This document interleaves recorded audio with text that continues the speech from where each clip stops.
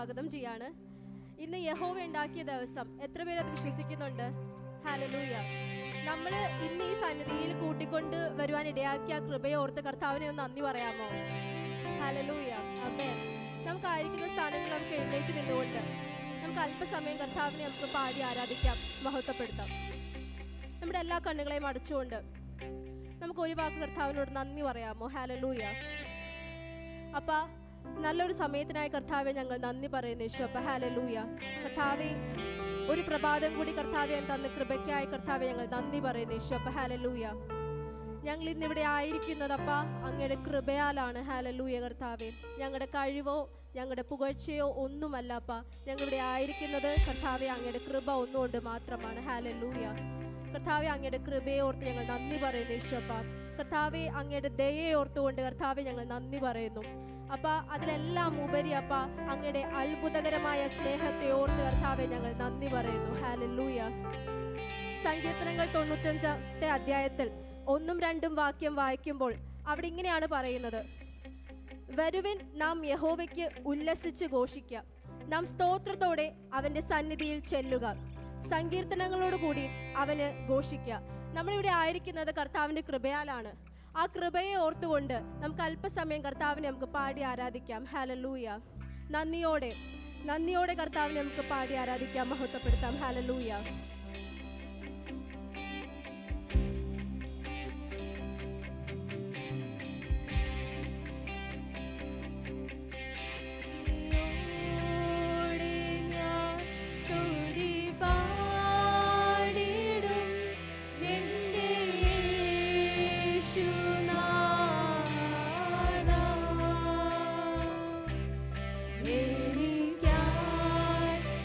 ചെയ്തൊരു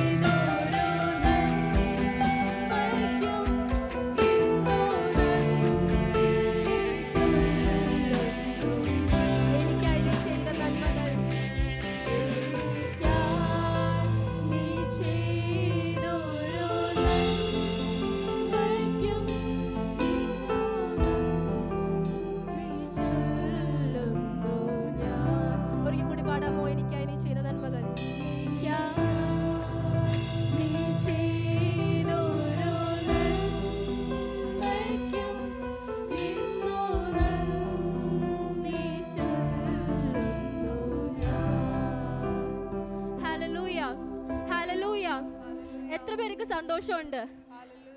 സന്തോഷമുള്ളവരെന്ന് കരങ്ങളെ അടിച്ച് ദൈവത്തെ നന്ദി പറയാമോ? ഹല്ലേലൂയ, ആമേൻ.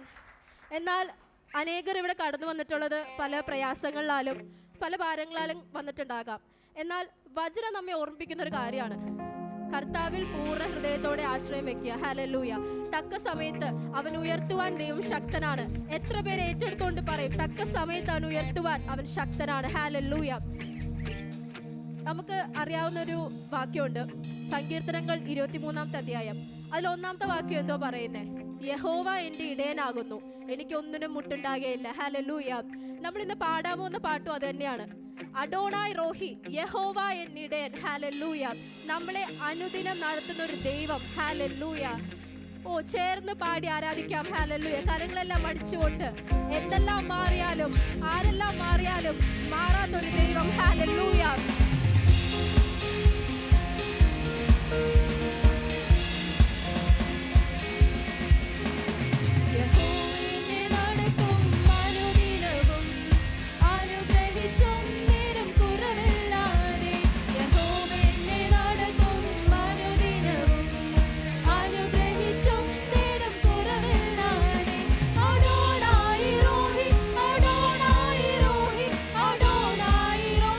Yehovah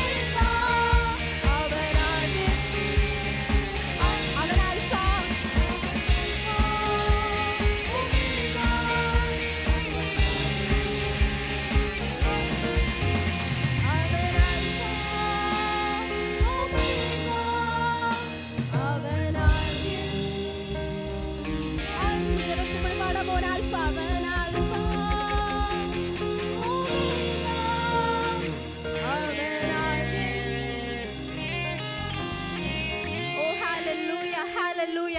കരങ്ങളെല്ലാം അടിച്ചുകൊണ്ട് കർത്താവിനെ നന്ദി പറയാമോ? ഹല്ലേലൂയ കർത്താവേ. ആമേൻ. ഹല്ലേലൂയ കർത്താവേ. അപ്പോൾ അങ്ങ് സ്തോത്രം ചെയ്യുന്നു കർത്താവേ, അങ്ങ് സ്തുതിക്കുന്ന കർത്താവേ. ഏശയ്യാ പ്രവാചകന്റെ പുസ്തകത്തിൽ കർത്താവ് 44-ാമത്തെ അധ്യായത്തിൽ പറയുന്നത് പോലെ ആൽഫ കർത്താവെ, അങ്ങ് ആൽഫ, അങ്ങ് ഒമേഗ, അങ്ങ് ആദ്യനായവൻ കർത്താവെ, അങ്ങ് അന്ത്യനും. ഹല്ലേലൂയ കർത്താവെ. സ്തോത്രം ചെയ്യുന്നു അപ്പോൾ സ്തുതിക്കുന്ന കർത്താവേ. ഹല്ലേലൂയ. എല്ലാ സ്തുതിയും കർത്താവെ, എല്ലാ പുകഴ്ചയും അങ്ങേക്ക് മാത്രം. ഹല്ലേലൂയ. ഹല്ലേലൂയ കർത്താവെ. എൻ്റെ പ്രിയനെ പോൽ യോഗ്യനായി ആരുമില്ല. ഹല്ലേലൂയ. എൻ്റെ യേശു മാത്രം യോഗ്യൻ. ഹല്ലേലൂയ. എത്ര പേര് പറയും എൻ്റെ യേശു മാത്രം യോഗ്യൻ? ഹല്ലേലൂയ. സർവ്വ സ്തുതികൾക്കും സർവ്വ പുകഴ്ചയ്ക്കും യോഗ്യനായൊരു ദൈവം. ഹല്ലേലൂയ കർത്താവെ, ഞങ്ങൾ നന്ദി പറയുന്നു. ഹല്ലേലൂയ. എല്ലാറ്റിനും മേലായി ഒരേ ഒരു നാമം, എല്ലാ മുഴങ്കാലും മടങ്ങുന്ന ഒരു നാമം. ഹല്ലേലൂയ. യേശു എന്ന നാമം. ഹല്ലേലൂയ. നമുക്ക് കർത്താവിനോട് ചേർന്ന് പാടാമോ? യേശു മാത്രം, യേശു മാത്രം യോഗ്യൻ. ഹല്ലേലൂയ. നമുക്ക് ഒരിക്കൽ കൂടി കർത്താവിനെ നമുക്ക് ചേർന്ന് പാടി ആരാധിക്കാം, മഹത്വപ്പെടുത്താം. ഹല്ലേലൂയ.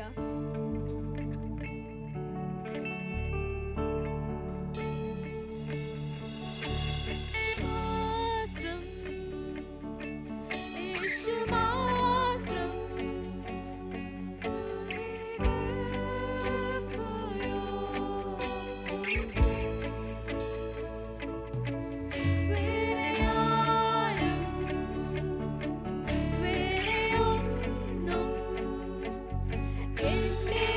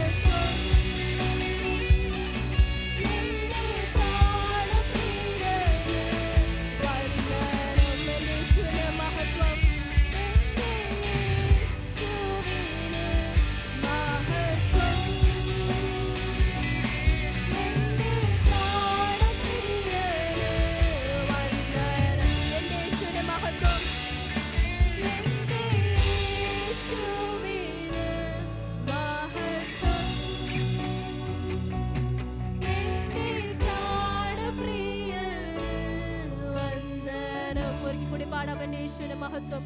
എൻ്റെ യേശുവിന് മഹത്വം, എൻ്റെ പ്രാണപ്രിയന് വന്ദനം. ഓ ഹല്ലേലൂയ, ഹല്ലേലൂയ. സർവസ്തുതികൾക്കും സർവ പുകഴ്ചയ്ക്കും യോഗ്യനായ ദൈവം. ഓ ഹല്ലേലൂയ.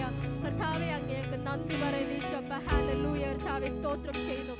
നമുക്ക് എല്ലാവർക്കും കൂടി ഒരിക്കൽ കൂടി കർത്താവിനെ ഒന്ന് സ്തോത്രം ചെയ്യാമോ, സ്തുതിക്കാമോ? ഹല്ലേലൂയ. കർത്താവിനോടൊന്ന് പറയാമോ, അപ്പാ അങ്ങാണ് എൻ്റെ ദൈവം. ഈശോപ്പ അങ്ങാണ് ഞങ്ങളുടെ ആശ്രയം. അപ്പാ അങ്ങാണ് എൻ്റെ കോട്ടയും എൻ്റെ ശൈലവും. Hallelujah, hallelujah. കർത്താവെ ഞങ്ങൾ സ്തുതിക്കുന്നു അപ്പാ, സ്തോത്രം ചെയ്യുന്നു അപ്പാ. ഹല്ലേലൂയ. എല്ലാറ്റിനും മേലായ ഒരു നാമം. ഹല്ലേലൂയ.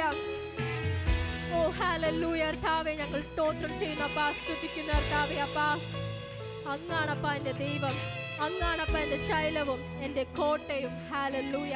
നമുക്ക് ചേർന്ന് പാടാമോ? ഹല്ലേലൂയ.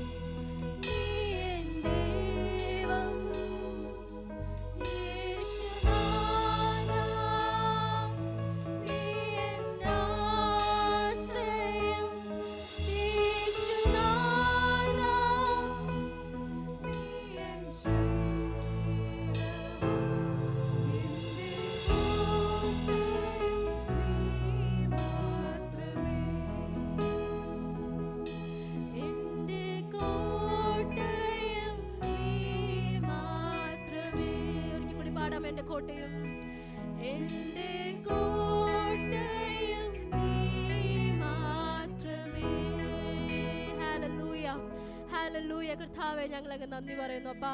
അപ്പാ, അങ്ങേക്ക് സ്തോത്രം ചെയ്യുന്നു അപ്പാ, സ്തുതിക്കുന്ന കർത്താവേ. ഹല്ലേലൂയ. കർത്താവേ, ഞങ്ങളിന്ന് പാടിയതുപോലെ അപ്പാ, അങ്ങാണ് ഞങ്ങളുടെ ദൈവം. ഹല്ലേലൂയ. അപ്പാ, അങ്ങാണ് ഞങ്ങളുടെ ആശ്രയം. ഹല്ലേലൂയ. കർത്താവേ, അപ്പാ, ഞങ്ങൾക്ക് സ്തോത്രം ചെയ്യുന്നു അപ്പാ, സ്തുതിക്കുന്ന കർത്താവേ. അപ്പാ, ഞങ്ങളുടെ പ്രത്യാശ കർത്താവേ അങ്ങിലാണ് കർത്താവേ. ഹല്ലേലൂയ. ഞങ്ങൾ ആരാധിക്കുന്നു അപ്പാ. ഹല്ലേലൂയ. കർത്താവേ, സ്തോത്രം ചെയ്യുന്നു, സ്തുതിക്കുന്നു. നമ്മൾ നേരത്തെ പാടിയതുപോലെ ബലഹീനനായാലും എന്ത് പ്രയാസത്തിലൂടെ കടന്നാലും ഹല്ലേലൂയ, നമ്മുടെ പുതുബലം തന്ന് നമ്മളെ നടത്തുന്ന ഒരു ദൈവം നമ്മുടെ കൂടെയുണ്ട്. ഹല്ലേലൂയ. നമ്മളെ മാനിക്കുന്ന ഒരു ദൈവം നമ്മോട് കൂടെയുണ്ട്. ഹല്ലേലൂയ. കർത്താവേ, ഞങ്ങൾ അങ്ങേക്ക് സ്തോത്രം ചെയ്യുന്നു അപ്പാ. കർത്താവേ, അങ്ങയുടെ ആ സ്നേഹത്തെ ഓർത്ത് കർത്താവേ ഞങ്ങൾ നന്ദി പറയുന്നു അപ്പാ. ഹല്ലേലൂയ. തിരുസാന്നിധ്യത്താൽ അപ്പ നിറച്ചതിനായി കർത്താവേ ഞങ്ങൾ നന്ദി പറയുന്നു അപ്പ. ഹല്ലേലൂയ. സ്തോത്രം കർത്താവേ. തുടർന്നുള്ള ഓരോ സൂചനകൾക്കായി പ്രാർത്ഥിക്കുന്നു കർത്താവെ. നയിക്കുന്ന ഓരോ ദാസന്മാർക്കായി പ്രാർത്ഥിക്കുന്നു യേശുപ്പ. അങ്ങ് ഞങ്ങളോട് സംസാരിക്കണമെന്ന് പ്രാർത്ഥിക്കുന്നു യേശുപ്പ. ഹല്ലേലൂയ. പരിശുദ്ധാത്മാവിനാൽ ഓരോ മക്കളെ അപ്പം നിറയ്ക്കണമെന്ന് പ്രാർത്ഥിക്കുന്നു. കടന്ന ജനങ്ങൾക്കായി പ്രാർത്ഥിക്കുന്നു കർത്താവെ. അവരെ അപ്പം അങ്ങ് അനുഗ്രഹിച്ചതിനോർത്ത് കർത്താവെ നന്ദി പറയുന്നു. ഹല്ലേലൂയ. പ്രാർത്ഥനയ്ക്കായി സ്തോത്രം. എല്ലാം യേശുവിൻ നാമത്തിൽ തന്നെ. ആമേൻ, ആമേൻ.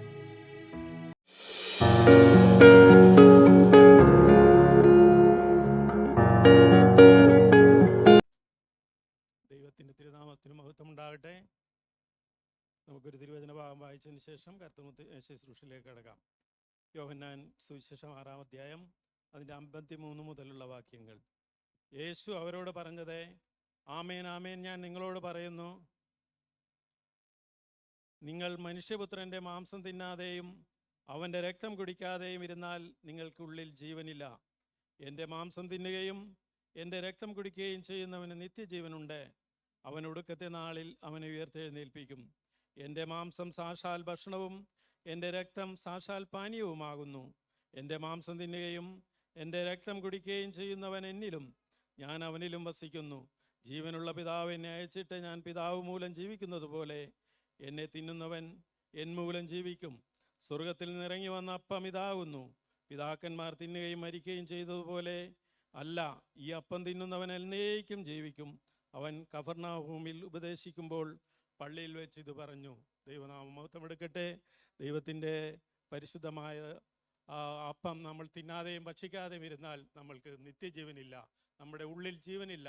ജീവൻ പ്രാപിക്കാൻ ഒരേ ഒറ്റ വഴി മാത്രമേ ഉള്ളൂ. യേശുവിൻ്റെ ആ രക്ഷാകവചത്തിൽ അംഗങ്ങളാകുവാൻ എല്ലാവരും ആഗ്രഹിക്കുക. അതിനോട് ചേരാത്ത ആരെങ്കിലും ഉണ്ടെങ്കിൽ അവനെ ഹൃദയത്തിൽ കർത്താവായി രക്ഷിതാവായി ഹൃദയത്തിൽ സ്വീകരിക്കുവാൻ ആഹ്വാനിക്കുകയാണ്.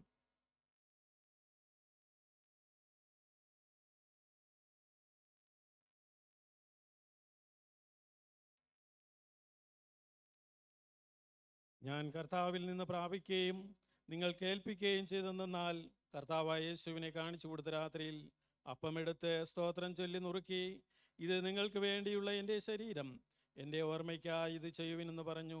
അവണ്ണം തന്നെ അത്താഴം കഴിഞ്ഞ് അവൻ പാനപാത്രവും എടുത്തു. ഈ പാനപാത്രം എൻ്റെ രക്തത്തിൽ പുതിയ നിയമമാകുന്നു. ഇത് കുടിക്കുമ്പോഴൊക്കെയും എൻ്റെ ഓർമ്മയ്ക്കായി ചെയ്യുവിനെന്ന് പറഞ്ഞു. അങ്ങനെ നിങ്ങൾ ഈ അപ്പം തിന്നുകയും പാനപാത്രം കുടിക്കുകയും ചെയ്യുമ്പോഴൊക്കെയും കർത്താവ് വരുവോളം അവൻ്റെ മരണത്തെ പ്രസ്താവിക്കുന്നു. അതുകൊണ്ട് അയോഗ്യമായ അപ്പം തിന്നുകയോ കർത്താവിൻ്റെ പാനപാത്രം കുടിക്കുകയോ ചെയ്യുന്നവനെല്ലാം കർത്താവിൻ്റെ ശരീരവും രക്തവും സംബന്ധിച്ച് കുറ്റക്കാരനാകും. മനുഷ്യൻ തന്നെ താൻ ശോധന ചെയ്തിട്ട് വേണം ഈ അപ്പം തിന്നുകയും പാനപാത്രത്തിൽ നിന്ന് കുടിക്കുകയും ചെയ്യുവാൻ. തിന്നുകയും കുടിക്കുകയും ചെയ്യുന്നവൻ ശരീരത്തെ വിവേചിക്കാഞ്ഞാൽ തനിക്ക് തന്നെ ശിക്ഷാവിധി തിന്നുകയും കുടിക്കുകയും ചെയ്യുന്നു. ആമേൻ. എല്ലാവരും സ്തോത്രത്തോടെ ആയിരിക്കാം.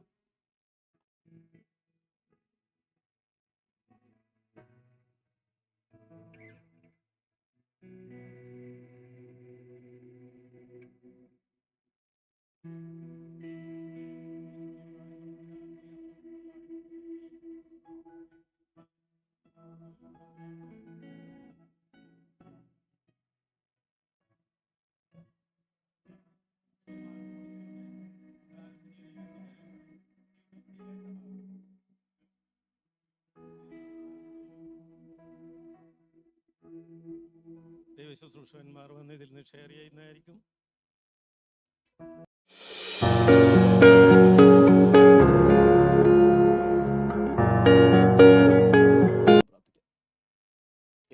അടച്ചാട്ടെ. ഒരു നിമിഷം ഏൽപ്പിച്ചു കൊടുത്തു.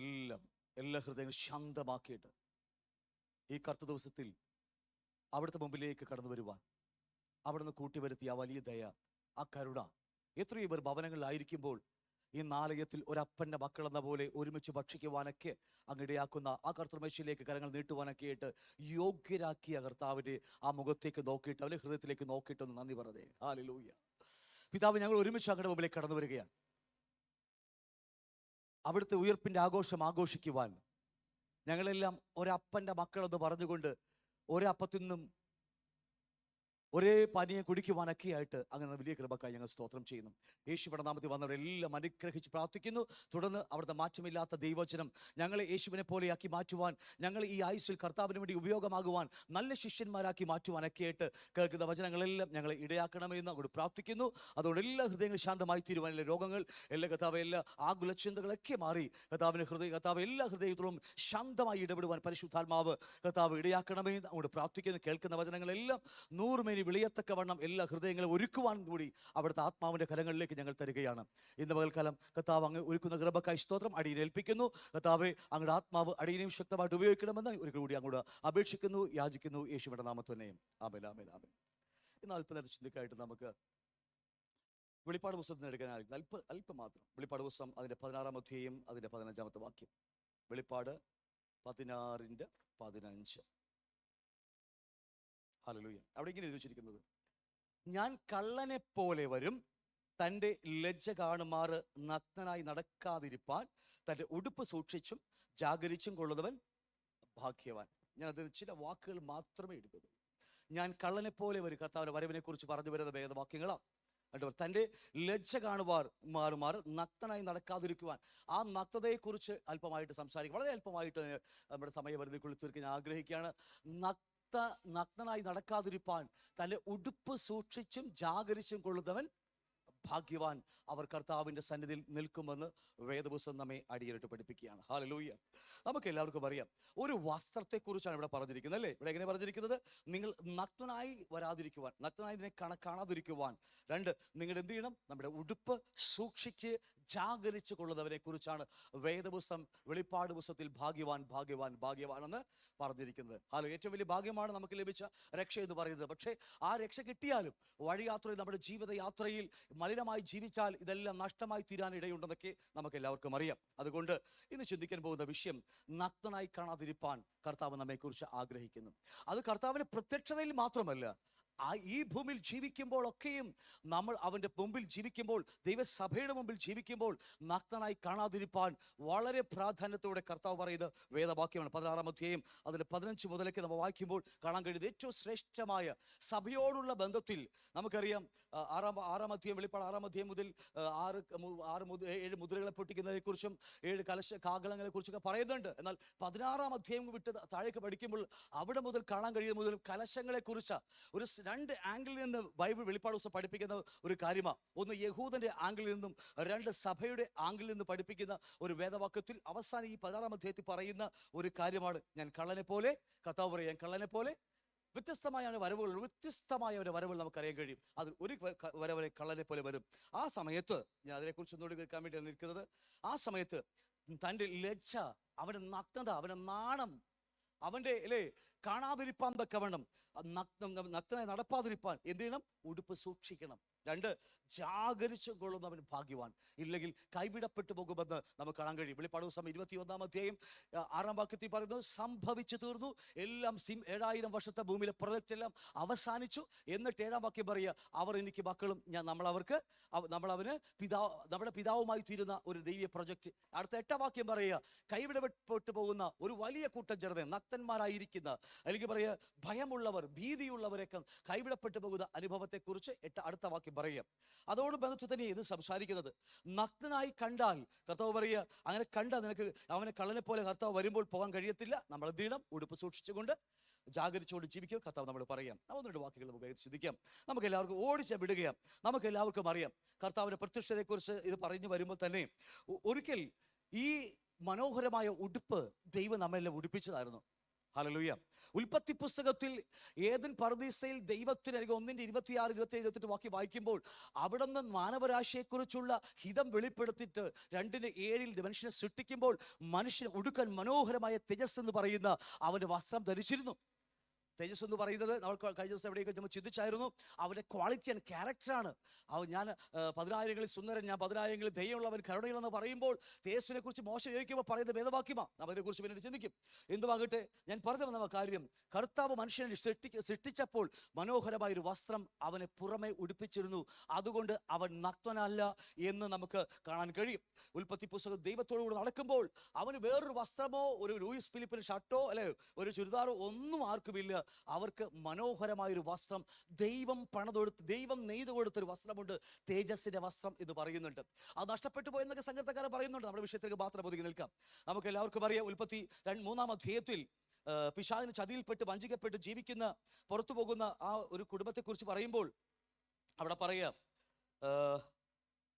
7-ാം വാക്യം പറയാം, 3-7 പറയാ, ഉടനെ ഇരുവരുടെയും കണ്ണു തുറന്ന് തങ്ങൾ നഗ്നരെന്ന് അറിഞ്ഞ് അത്തിയില കൂട്ടിത്തുന്നി ഞങ്ങൾക്ക് അരയാട ഉണ്ടാക്കി. നഗ്നനെന്നറിഞ്ഞ് അവർ നോക്കിയേ, അവർ തൊട്ട് മുമ്പ് കുറച്ച് നിമിഷങ്ങൾക്ക് മുമ്പ് ഭയം തൊളിക്കുന്നതിന് മുമ്പായിട്ട് അല്ലെങ്കിൽ പഴം കഴിക്കുന്നതിന് മുമ്പായിട്ട് അവർക്ക് മനോഹരമായ ദൈവം പണിത് കൊടുത്ത്, ഞാൻ വാക്ക് വീണ്ടും ആവർത്തിക്കുന്നത്, ദൈവം പണിത് കൊടുത്ത ഒരു വസ്ത്രത്തെക്കുറിച്ച്. ആ വസ്ത്രം അവർ ഉടുത്തിരുന്നു. പക്ഷേ ദൈവത്തിനോട് നടക്കുമ്പോൾ അവർ നഗ്നരല്ല. അവർക്ക് യാതൊരു കുഴപ്പമുണ്ടാകുന്നില്ല. അവരുടെ മുമ്പിൽ കാണുമ്പോഴും ദൈവത്തിൻ്റെ കൂടെ നിൽക്കുമ്പോഴും അവർക്ക് പേടിയോ ഭയമോ ഒന്നുമില്ലാതെ ഒരു മനോഹരമായ സമയമായിരുന്നു. എന്നാൽ അവർ പാപം ചെയ്ത് കഴിഞ്ഞപ്പോഴാണ് അവരുടെ വസ്ത്രം നീങ്ങിപ്പോയത്. ഒന്നാമത്തെ വസ്ത്രം നമുക്കവിടെ കാണാൻ കഴിയും. ഒന്നാമത്തെ വസ്ത്രം ദൈവം യഹോവയായ ദൈവം പണിത് കൊടുത്ത ഒന്നാമത്തെ വസ്ത്രം, അത് അവർ മനഃപൂർവ്വം പാപം ചെയ്ത് തള്ളിക്കളഞ്ഞു. ഞാൻ പറയാ, 7-ാം വാക്യം പറയാ, ഇരുവരുടെ കണ്ണു തുറന്നു, തങ്ങൾ നഗ്നരെന്നറിഞ്ഞു. അവർ തന്നിലേക്ക് നോക്കാൻ തുടങ്ങി. തൊട്ട് മുമ്പ് വരെ അവർ ആ ദൈവം കൊടുത്ത ആ തേജസ്സിന്റെ ഉടുപ്പെടുത്തവരാ അവരെല്ലാവരും. പക്ഷേ കുറച്ച് പാപം ചെയ്തു കഴിഞ്ഞപ്പോൾ അവർ തങ്ങളിലേക്ക് നോക്കാൻ തുടങ്ങി, എന്നിലേക്ക് നോക്കാൻ തുടങ്ങി. പാപത്തിന് പ്രശ്നമുണ്ട്. പാപം നമ്മളിലേക്കാണ് നമ്മളെ നോക്കുവാൻ പ്രാപ്തനാക്കുന്നത്. ഞാൻ പറഞ്ഞ് മനസ്സിലാവുന്നുണ്ടോ? പലപ്പോഴും പാപം ചെയ്തവർ ദൈവത്തേക്ക് നോക്കേണ്ടതിന് പകരം പലപ്പോഴും നമ്മിലേക്ക് നോക്കുമ്പോൾ ആ കുറ്റബോധം പേറിക്കൊണ്ട് ജീവിക്കുന്ന ഒട്ടനവധി ദൈവകുഞ്ഞുങ്ങൾ സഭക്ക് നമുക്ക് കാണാൻ കഴിയുന്നുണ്ട്. കുറ്റബോധം പേറിക്കൊണ്ട് ദൈവം നമ്മെ നീതിമാനാക്കി മാറ്റിയതാ. ഇന്നൊരു പക്ഷെ പാപം കടന്നു വന്നേക്കാം, പാപം വരില്ല എന്ന് പറയുന്നില്ല. പാപം വന്നാലും തത്സമയം പാപം ഏറ്റുപറഞ്ഞ് കഴുകി ശുദ്ധീകരിച്ച് വീണ്ടും അവൻ്റെ മഹത്വത്തിൽ ജീവിക്കുവാൻ ദൈവം നമ്മെ വിളിച്ചതാ. പലപ്പോഴും ഈ ആദമിന് ഹവ്വയ്ക്ക് പറ്റിയതുപോലെ പാപം ചെയ്തു കഴിഞ്ഞപ്പോൾ അവർ സ്വയം ഒരു മറവുണ്ടാക്കാൻ ശ്രമിച്ചു, സ്വയം ഒരു ഉടുപ്പുണ്ടാക്കാൻ ശ്രമിച്ചു. ആ നിമിത്തം അവർ സ്വയത്തിലേക്ക് നോക്കി എന്നൊരു വലിയ പരാജയം അവർ കാണാൻ കഴിയും. സത്യത്തിൽ ദൈവം നമ്മെക്കുറിച്ച് ആഗ്രഹിക്കുന്നതും ഈ ആദമിന് പറ്റിയതുപോലെ ഹവ്വയ്ക്ക് പറ്റിയതുപോലെ വരാതിരിക്കുവാൻ, വന്നു പോയാലും ദൈവത്തിലേക്ക് നോക്കുവാൻ ഒരു മനസ്സ് നമുക്ക് എല്ലാവർക്കും ആവശ്യമാണ്. ഞാൻ പറഞ്ഞ മനസ്സിലാവുന്നുണ്ടോ? ഒരുപക്ഷെ ഞാൻ ചിന്തിക്കുന്നത് ഇങ്ങനെയാണ്, ആദവും ഹവ്വയും പാപം ചെയ്തു, തെറ്റ് ചെയ്തു, അനുസരണക്കേട് കാണിച്ചു, എന്നിട്ടും അവരുടെ മുമ്പിൽ ദൈവം വന്നു. ഞാൻ പറഞ്ഞ മനസ്സിലാവുന്നുണ്ടോ? എന്നിട്ടും അവരുടെ മുമ്പിൽ ദൈവം വന്ന് ചോദിച്ചു. അപ്പോഴാണ് ആ വിളി കേട്ടപ്പോൾ ഒളിക്കുകയെ ചെയ്തത്. ഒരുപക്ഷെ ആ ദൈവത്തിന് മുന്നിൽ നിന്ന് പറഞ്ഞിട്ട്, യഹോവേ, പിതാവേ, ഞങ്ങൾ പാപം ചെയ്തു പോയി, ഞങ്ങൾ പൊറുക്കണമെന്നൊരു വാക്ക് പറഞ്ഞിരുന്നെങ്കിൽ ഒരുപക്ഷെ നമ്മളെല്ലാം ഇന്ന് ഏതെങ്കിലും ജനിച്ച് ജീവിക്കേണ്ടവരായിരുന്നേരെ. ഞാൻ എൻ്റെ ചിന്ത പറയുക, അവർ പാപം മറച്ചു വെച്ചത് കൊണ്ടാണ് ദൈവം അവരെ പുറത്താക്കിയെന്ന് നമുക്ക് ഇരിമ്യാ പ്രവചന പുസ്തകവും മറ്റ് എല്ലാ പ്രവചനങ്ങളും പഠിക്കുമ്പോഴൊക്കെ നമുക്ക് കാണാൻ കഴിയുന്നത് അവർ അവരുടെ പാപത്തെ മറച്ചു വെച്ചത് കൊണ്ട് തന്നെയാണ്. മറ്റുള്ളവർക്ക് പഴിചാരി അവർ മറച്ചു വെച്ചത് കൊണ്ട്. ഒന്നാമത്തെ വസ്ത്രം നമുക്ക് കാണാൻ കഴിയുന്നത് അവർ നഷ്ടപ്പെടുത്തി. ആ തേജസ് എന്ന് പറയുന്ന മനോഹരമായ വസ്ത്രം അവിടെ നഷ്ടപ്പെടുത്തി നമുക്കത് കാണാൻ കഴിയും. ഹല്ലേലൂയ. ഉൽപ്പത്തി ദൈവം പിതാവായ ദൈവം അല്ലെങ്കിൽ യഹോവയായ ദൈവം നെയ്തു കൊടുത്ത മനോഹരമായ വസ്ത്രമാണ്. അനുസരണക്കേട് നിമിത്തം അവർ അതിനെ ഊരിക്കളഞ്ഞു. ഹല്ലേലൂയ. ഇതേ വസ്ത്രം വീണ്ടും ക്രിസ്തുവിലൂടെ നമുക്ക് തരുവാൻ ദൈവം നമ്മെക്കുറിച്ച് ആഗ്രഹിക്കുകയാണ്. ഇതാണ് ക്രിസ്തീയ ജീവിതത്തിന് മറ്റൊരു വശം. ഞാൻ ജസ്റ്റ് ഒന്ന് ഓടിച്ചു വിട്ടേക്കാം. ചിന്തയിൽ വരുന്നത് മാത്രം, പരിശുദ്ധാത്മാവ് തരുന്നത് മാത്രം. ഉൽപ്പത്തി പുസ്തകത്തിൽ ഞാൻ പറയാം, ഒരു മൃഗത്തിന്, ഒരു ആടിനെ യഹോവയായ പാപം ചെയ്ത ശേഷം യാഗം അർപ്പിക്കുന്നതായിട്ട് നമുക്ക് കാണാൻ കഴിയുന്നുണ്ട്. ഉൽപ്പത്തിയിൽ ആദ്യത്തെ 2ാമത്തെ വസ്ത്രം ദൈവം ഉടുപ്പിക്കുക. ഞാൻ അതിലേക്കൊക്കെ പോയി ഒരുപാട് സമയമെടുക്കുക, പറഞ്ഞു പോവുക. 2ാമത്തെ വസ്ത്രം യഹോവയായി ദൈവം ഉടുപ്പിക്കുന്നുണ്ട് ആദമിനെ. അത് 2ാമത്തെ വസ്ത്രമാ. ഒരു കുഞ്ഞിനെ, ഒരു ആട്ടിൻകുട്ടിയെ യാഗം അർപ്പിച്ചിട്ട് അതിന് വസ്ത്രമെടുത്ത് എന്റെ കൂടെ ഉണ്ടോ നിങ്ങൾ എല്ലാവരും? സ്പീഡ് കൂട്ടി വേറെ ഒന്നും കൊണ്ടല്ല, തീർക്കാൻ വേണ്ടിയാണ്. സഭ ഒരുപാട് അധികം പിടിച്ചിരിക്കുക നമ്മുടെ. നോക്കി, യഹോവയായ ദൈവം രണ്ടാമത്തെ വസ്ത്രം ഒരുക്കിയെടുത്തു. അത് ടെമ്പററി വസ്ത്രമാണ്. ഒന്നാമത്തെ പെർമനന്റായ വസ്ത്രം അവർ പാപം നിമിത്തം നഷ്ടപ്പെട്ടു പോയപ്പോൾ രണ്ടാമത് യഹോവയായ ദൈവം അവർക്കൊരു മനോഹരമായ വേറൊരുപ്പ് കൊടുത്തു. പക്ഷേ അത് ടെമ്പററി ആയിരുന്നു. ആ ദൈവം ആ ഏതെങ്കിലും ചെയ്ത ഒന്നാമത്തെ യാഗത്തിന്റെ നിഴൽ മാത്രമായിരുന്നു പൊരുൾ ക്രിസ്തുവിൽ അവസാനിച്ചു. അതല്ലേ? ഒരു മരത്തിന്റെ മറവിൽ പോയി ഒളിച്ചു. എന്നാൽ പുതിയ നിയമത്തിലേക്ക് വരുമ്പോൾ മറ്റൊരു മരത്തിലൂടെ മാനവരാശിക്ക് രക്ഷയെ കൊടുത്തു. ഒരു സ്ത്രീയിലൂടെ മരണവും, ഒരു സ്ത്രീയിലൂടെ പാപവും, ഒരു സ്ത്രീയിലൂടെ അല്ലേ സകല മനുഷ്യക്ക് നഷ്ടമായെങ്കിൽ ഒരു മറിയ എന്ന് പറയുന്ന സ്ത്രീയിലൂടെ ദൈവമെല്ലാം നമുക്ക് തിരിച്ചു തരികയായിരുന്നു. ഇതെല്ലാം പുതിയ നിയമത്തിന്റെ അല്ലെ പഴയ പുതിയ നിയമത്തിൽ പഠിക്കുമ്പോൾ കാണുന്നതാ. ഇവിടെയും അത് തന്നെയാണ്. ഇവിടെ നഷ്ടപ്പെടുത്തിയ ഒന്നാമത്തെ വസ്ത്രം, തേജസ്സേറിയ മനോഹരമായ വസ്ത്രം ആദം നഷ്ടപ്പെടുത്തിയപ്പോൾ യേശു ക്രിസ്തുവിലൂടെ നമുക്ക് ആ വസ്ത്രത്തെ തിരിച്ചു തരികയാണ്. ഹല്ലേലൂയ. അതൊക്കെ പറഞ്ഞ മനസ്സിലാവുന്നുണ്ട്. ഇവിടെ പറയുക സങ്കീർത്തനക്കാരൻ 22-ാം സങ്കീർത്തനത്തിൽ അതിലെ 16-18 വാക്യങ്ങൾ പഠിക്കുമ്പോൾ അവിടെ ദാവീദ് പറയുന്നൊരു മറ്റു വാക്യമുണ്ട് യേശു ക്രിസ്തുവിനെ അങ്കിയെക്കുറിച്ച്. ഞാൻ പറയാം, ക്രിസ്തുവിലൂടെ നമുക്ക് ആ തേജസ്സേറിയ മറ്റൊരു വസ്ത്രം നമുക്ക് തിരിച്ചു തരികയാണ്. നമ്മൾ വായിച്ച കുറുവാക്യം ഇങ്ങനെയാ, എന്താണ്? നഗ്നനായി നടക്കാതിരിപ്പാൻ നീ നിന്റെ അങ്കിയെ സൂക്ഷിക്കണം, ജാഗരിച്ചു കൊള്ളണമെന്ന് പറയാം. പലപ്പോഴും നമുക്ക് ഉൽപ്പത്തിയിൽ നമ്മുടെ വസ്ത്രം നഷ്ടപ്പെട്ടു പോയി. ആ യഹോവയെ ദൈവം മറ്റൊരു ഡ്രസ്സ് നമ്മൾ ഉടുപ്പിച്ചു. അത് വെയിലേക്ക് ചുക്കിച്ചുളുകി പോകുന്ന ഒരു വസ്ത്രമായിരുന്നു. മനുഷ്യൻ വേറെ വസ്ത്രം ഉണ്ടാക്കി. നമുക്കറിയാം, അത്തിയില കൊണ്ട് ജസ്റ്റ് ഒന്ന് അവിടെ പറഞ്ഞു പോകുക, ഒരു ഇൻട്രഡക്ഷൻ മാത്രം പറഞ്ഞു പോകുക. ഉൽപ്പത്തി തന്നെ 3 വസ്ത്രം നമുക്ക് കാണാൻ കഴിയും. ഒന്ന്, ദൈവം കൊടുത്ത മനോഹരമായ തേജസ്സിന്റെ വസ്ത്രം. 2, അത് ഊരിയെടുത്തെന്നൊക്കെ യോവും പറയുന്നുണ്ട്, സങ്കീർത്തനക്കാരൊക്കെ പഠിപ്പിക്കുന്നുണ്ട്. 2, മനുഷ്യൻ തന്നെത്താൻ ഉണ്ടാക്കിയ മറ്റൊരു ഇല കൊണ്ടുള്ള വസ്ത്രമുണ്ട്. ആണോ ഇല്ലയോ? പലപ്പോഴും പാപം ചെയ്ത് കഴിയുമ്പോൾ നമ്മുടെ വിഷയം പാപം ചെയ്ത് അല്ലെങ്കിൽ തെറ്റ് ചെയ്ത് പാപം ചെയ്ത് നമ്മൾ നഗ്നനായി പോകാതിരിക്കാൻ വേണ്ടി ഇന്ന് ഈ പകൽ തന്നെ സംസാരിക്കുക. എവിടെയെങ്കിലും പാപം നമ്മെ മറച്ചു പിടിച്ച് ദൈവത്തോടി ഒളിക്കുവാൻ നമ്മളെ പ്രേരിപ്പിക്കുന്നുവെങ്കിൽ ഇന്ന് പകൽ ഓർത്താൽ മതി, നമുക്ക് അവിടെ ഒരു വിടുതലുണ്ട്. മറഞ്ഞിരിക്കാൻ വേണ്ടിയ മരത്തിന്റെ ചുവട്ടിൽ മറഞ്ഞിരിക്കാൻ വേണ്ടിയല്ല, അല്ലേ? ഏതെങ്കിലും മനുഷ്യരുടെ പുറകിൽ, സീറ്റിന്റെ പുറകിൽ മറഞ്ഞിരിക്കാൻ വേണ്ടിയാണ് ദൈവം നമ്മെ വിളിച്ചത്. എന്നും ദൈവത്തിന് മുന്നിൽ നിവർന്ന് നിൽക്കാൻ വേണ്ടിയ, സഹോദരന്മാരുടെ മുന്നിൽ നിൽക്കാൻ വേണ്ടി ദൈവം നമ്മെ വിളിച്ചിരിക്കുന്നത്. പലപ്പോഴും പാപമാണ് നമ്മളെ നഗ്നനാക്കി മാറ്റുന്നത്, നമ്മളെ ലജ്ജ വെളിവാക്കുന്നത്. ഞാൻ പറഞ്ഞത് മനസ്സാവുന്നുണ്ടെങ്കിൽ പലപ്പോഴും പാപം അകത്ത് കിടക്കുന്നതുകൊണ്ട് നമ്മുടെ നഗ്നത വെളിപ്പെടുകയാ. ഞാൻ എന്നിലേക്ക് നോക്കുമ്പോൾ ഞാൻ നഗ്നനായി മാറുകയാ. ആണോ ഇല്ലയോ സഹോദരങ്ങളെ? തെറ്റ് ചെയ്തു പോകും. യോബിന്റെ ലേഖനം അപ്പോസ്തലനായ യോഹന്നാൻ എഴുതുമ്പോൾ ലേഖനത്തിൽ പറയുമ്പോൾ പാപം ഇല്ല എന്ന് പറഞ്ഞവൻ കള്ളനാണ്. വന്നു പോകാം, പക്ഷെ വന്നു പോയാൽ അത് മറച്ചു പിടിക്കുകയല്ല ചെയ്യുന്നത്, അത് ഏറ്റു പറഞ്ഞ് ഉപേക്ഷിക്കാൻ വേണ്ടിയാ. കാരണം പാപം ചെയ്തു കഴിയുമ്പോൾ ഞാൻ എന്നിലേക്ക് നോക്കുമ്പോൾ എനിക്ക് യാതൊരു ക്വാളിറ്റിയുമില്ല. ഇവിടെ നിൽക്കുവാനോ ഇവിടെ നിന്ന് പ്രസംഗിക്കുവാനോ യാതൊരു ക്വാളിറ്റി നമുക്കില്ല. ആണോ? പക്ഷെ ഒരു സത്യം നമുക്കുണ്ട്. നമ്മൾ ആ വസ്ത്രത്തെ പിന്നീട് പഠിക്കും. വസ്ത്രത്തെ അലക്കി വെളുപ്പിക്കാൻ നമുക്കൊരു അവസരം കർത്താവ് വെച്ചിട്ടുണ്ട്. മറഞ്ഞിരുന്നാൽ പാപം നമ്മുടെ അകത്ത് കയറി നമ്മളെപ്പോലെ ഞെരുക്കിക്കൊണ്ടിരിക്കും. നമ്മളിങ്ങനെ ഞെരുക്കിക്കൊണ്ടിരിക്കും, എപ്പോഴും കുറ്റപ്പെടുത്തിക്കൊണ്ടിരിക്കും മനസാക്ഷി. ഹല്ലേലൂയ. അതുകൊണ്ട് അനേകരും മനസാക്ഷിയുടെ ആക്ഷേപ ഹേതുവായിട്ട് അനേകരും കർത്താവിനെ വിട്ടുപോകുന്നത്, അനേകം മിനിസ്ട്രിയിൽ നിന്ന് വിട്ടുപോകുന്നത്, ഒട്ടനവധി കാര്യങ്ങൾ നമ്മൾ കാണാൻ കഴിയുന്നത് മനസാക്ഷിയുടെ കുത്തേറ്റുകൊണ്ടാണ്. എവിടെയോ ദൈവഹിതമില്ലാത്തത് ജീവിതത്തിൽ കിടക്കുമ്പോൾ, ഞാൻ നഗ്നനാണെന്ന് എനിക്ക് തോന്നുമ്പോൾ, ഞാൻ പറഞ്ഞത് മനസ്സിലാവുന്നുണ്ടോ? ഒരിക്കലും നമ്മുടെ ക്വാളിറ്റി കൊണ്ടല്ല നമ്മൾ ഇവിടെ നിൽക്കുന്നത്. നമുക്ക് വേണ്ടി ക്രൂശിൽ മരിച്ച ഒരുവന്റെ മഹത്വം ഓർത്തുകൊണ്ടാ. അവൻ നമുക്ക് നെയ്തു തന്ന മറ്റൊരു വസ്ത്രമുണ്ട്. ഇന്ന് അതിനെക്കുറിച്ച് നാം അല്പമായി ചോദിക്കാൻ ആഗ്രഹിക്കുന്നത്. ഉൽപ്പത്തി ദൈവം കൊടുത്ത മനോഹരമായ വസ്ത്രം നശിപ്പിച്ചപ്പോൾ യേശു ക്രിസ്തുവിലൂടെ നമുക്ക് ഒരു മനോഹരമായ വസ്ത്രം നമുക്ക് ദൈവം നെയ്തു തരികയാണ്. നമുക്കറിയാം, സംഗീതക്കാരൻ എഴുതി വെക്കുമ്പോൾ, നായ്ക്കൾ എന്നെ വളഞ്ഞു, ദുഷ്ടന്മാരുടെ കൂട്ടം എന്നെ ചുറ്റിയിരിക്കുന്നു, അവർ എൻ്റെ കൈകളെയും കാലുകളെയും തുളച്ചു. വാക്യം 17, എൻ്റെ അസ്ഥികളൊക്കെയും എനിക്ക് എണ്ണാം, അവർ എന്നെ ഉറ്റുനോക്കുന്നു. 18 വാക്യം പറയുക, എൻ്റെ വസ്ത്രം അവർ പകുത്തെടുത്തു, എൻ്റെ അങ്കിക്കായി അവർ ചീട്ടിട്ടു. നോക്കി, കാൽവരി ക്രൂശിലൂടെ മറ്റൊരു വസ്ത്രം കർത്താവ് നമ്മെ ഉടുപ്പിക്കുവാൻ ആഗ്രഹിച്ചുകൊണ്ട് സ്വർഗം വിട്ട് സ്വർഗഭൂമിയിലേക്ക് ഇറങ്ങി വന്നു. ഏദൻ പർദീസയിൽ ദൈവത്തോടുകൂടി ജീവിക്കുവാൻ വെച്ച മനുഷ്യൻ തൻ്റെ മനോഹരമായ വസ്ത്രം വലിച്ചെറിഞ്ഞ് കളഞ്ഞിട്ട് അവർ തുന്നിയുണ്ടാക്കിയ വസ്ത്രവുമായിട്ട് ലോകത്തിലേക്ക് ഇറങ്ങി വീണു. അത് വെയിൽ അടിക്കുമ്പോൾ അല്ലെങ്കിൽ വെയിൽ മൂക്കുമ്പോൾ അത് വാടിപ്പോകുന്ന വസ്ത്രം മാത്രമേ ഉള്ളൂ. പലപ്പോഴും നമ്മൾ ഉണ്ടാക്കി വെച്ചിരിക്കുന്ന മഹത്വവും മഹിമയും, അല്ലേ, നമ്മൾ ഒളിച്ചിരിക്കുന്ന മറവിടങ്ങളും ഒരു വെയിൽ വന്നാൽ വാടിപ്പോകത്തേ ഉള്ളൂ. ഹല്ലേലൂയ.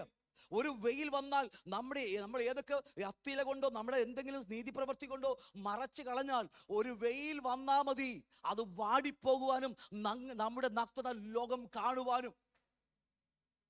അല്ലേ? ആ കൂടിപ്പോയ വെയിൽ വന്ന് ഒരു വെയിൽ 12 മണി കഴിയുമ്പോൾ ആദവും ഹവ്വയും നെയ്തെടുത്ത ഒന്നാമത് നൂലും സൂചി കണ്ടുപിടിച്ച അവരാ. ആദ്യത്തെ സൂചി നൂലും കണ്ടുപിടിച്ച അവരാ. ടൈലർമാരൊന്നും അല്ല ആദ്യമേ കണ്ടുപിടിച്ചത്.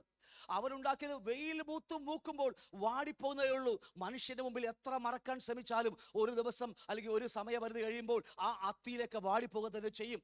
അതുകൊണ്ട് ദൈവം മനസ്സിലായി, ഇനി മനുഷ്യനെ നഗ്നത മറച്ചു കളഞ്ഞ് അവനെ പാപത്തിൽ നിന്ന് വേർതിരിച്ച് ആ സ്വർഗത്തിൽ കൊണ്ടുപോകണമെങ്കിൽ, ഇല്ലെങ്കിൽ മനസാക്ഷി അവനെ കുറ്റപ്പെടുത്തി പാപി എന്ന് പറഞ്ഞ് നമ്മളെ കുറ്റപ്പെടുത്തിയിട്ട് നമ്മുടെ പാപത്തെ അവൻ, അല്ലേ, ഞാൻ പറഞ്ഞ മനസ്സിലാവുന്നുണ്ടോ?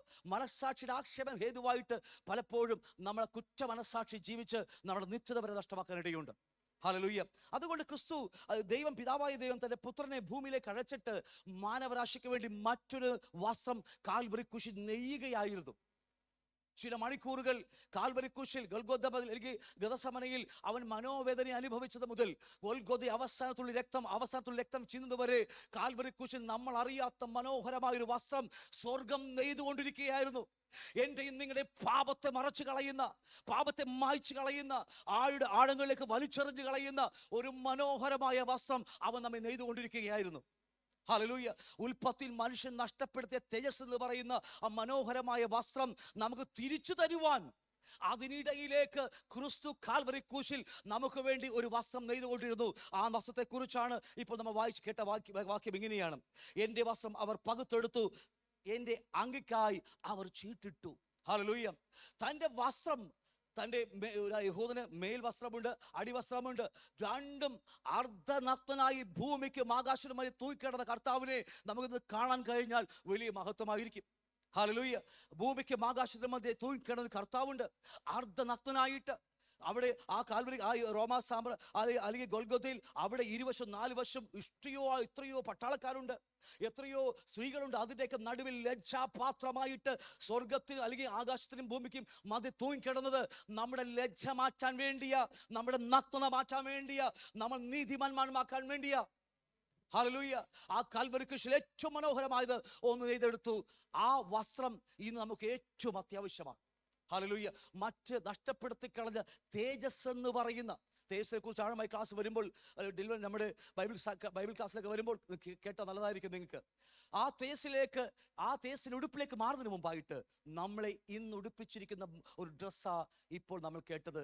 അതിനെക്കുറിച്ചാണ് ഇപ്പോൾ ഇവിടെ നമ്മൾ വെളിപ്പാട് പുസ്തകക്കാരൻ എഴുതി വെച്ചിരിക്കുന്നത്. ഞാൻ കള്ളനെ പോലെ വരും, നിന്റെ ലജ്ജ കാണുമാറ്, അല്ലേ, ഒരു ലജ്ജയും കാണാതിരിക്കത്തക്ക വണ്ണം നഗ്നനായി നടപ്പാതിരിപ്പാൻ നമ്മുടെ ഉടുപ്പ് സൂക്ഷിച്ചും നമ്മൾ ജാഗരിച്ചു കൊള്ളുവാൻ ആ എഴുത്തുകാരൻ നമ്മളെ പ്രബോധിപ്പിക്കുന്നത്. ഹല്ലേലൂയ. അതൊക്കെ പറഞ്ഞ് മനസ്സിലാവുന്നുണ്ട്. അപ്പൊ യേശുക്രിസ്തുവിന്റെ കാൽവരി ക്രൂശിലെ ആ യാഗത്തിന് മുമ്പ് അവന്റെ വസ്ത്രങ്ങളൊക്കെ നമുക്ക് വേണ്ടി അവർ അല്ലെങ്കിൽ പറഞ്ഞ കീറി മറ്റുള്ളവർ റോമാ പട്ടാളക്കാർ ചീട്ടിടുമ്പോൾ ഒരു സത്യം നമുക്ക് മനസ്സിലായി. മറ്റൊരു വസ്ത്രം ഈ ഭൂമിയിൽ വെച്ച്, എന്റെ വാക്ക് ശ്രദ്ധിക്കണം, ഈ ഭൂമിയിൽ വെച്ച്, അങ്ങോട്ട് പോയിട്ടല്ല, ഇവിടെ വെച്ച് നമുക്കൊരു വേറൊരു വസ്ത്രം കർത്താവ് ഉടുപ്പിക്കുകയാണ്. തേജസ്സേറിയ വസ്ത്രം തിരിച്ചു തരുന്നതിന് മുമ്പായിട്ട് നമുക്കൊരു വസ്ത്രം ദൈവം നമ്മെ ഉടുപ്പിക്കുക. ഒട്ടനവധി ബോഡിയെ കുറിച്ച് പഠിക്കാൻ നമുക്ക് കഴിയും. Spiritual body, glorified body, resurrected body, human body എന്നൊക്കെ പറഞ്ഞ ഒട്ടനവധി ശരീരങ്ങളെ കുറിച്ച് ദൈവരാജ്യത്തിന്റെ ക്ലാസ്സിൽ നമ്മൾ പഠിക്കും. അതിനെക്കുറിച്ചൊക്കെ ഞാൻ പറയുന്ന കാര്യങ്ങൾ കർത്താവ് നമുക്ക് വേണ്ടി ഏറ്റവും മനോഹരമായ കാൽവരി ക്രൂശിൽ ഒരു വസ്ത്രം ഒരുക്കി എന്ന കാര്യം മറന്നു പോകരുത്. ആ വസ്ത്രത്തെക്കുറിച്ച് നമ്മൾ അല്പമായി ചിന്തിക്കാൻ പോകുന്നു. യെശയ്യാ പ്രവചന പുസ്തകം അതിന്റെ 61-ാം അധ്യായം 10-ാം വാക്യം. യെശയ്യാ പ്രവചന പുസ്തകം 61-ാം അധ്യായം 10-ാം വാക്യം. 10-ാം വാക്യം പറയുന്നു: ഞാൻ യഹോവയിൽ ഏറ്റവും ആനന്ദിക്കും, എൻ്റെ ഉള്ളം എൻ്റെ ദൈവത്തിൽ ഘോഷിച്ചുല്ലസിക്കും.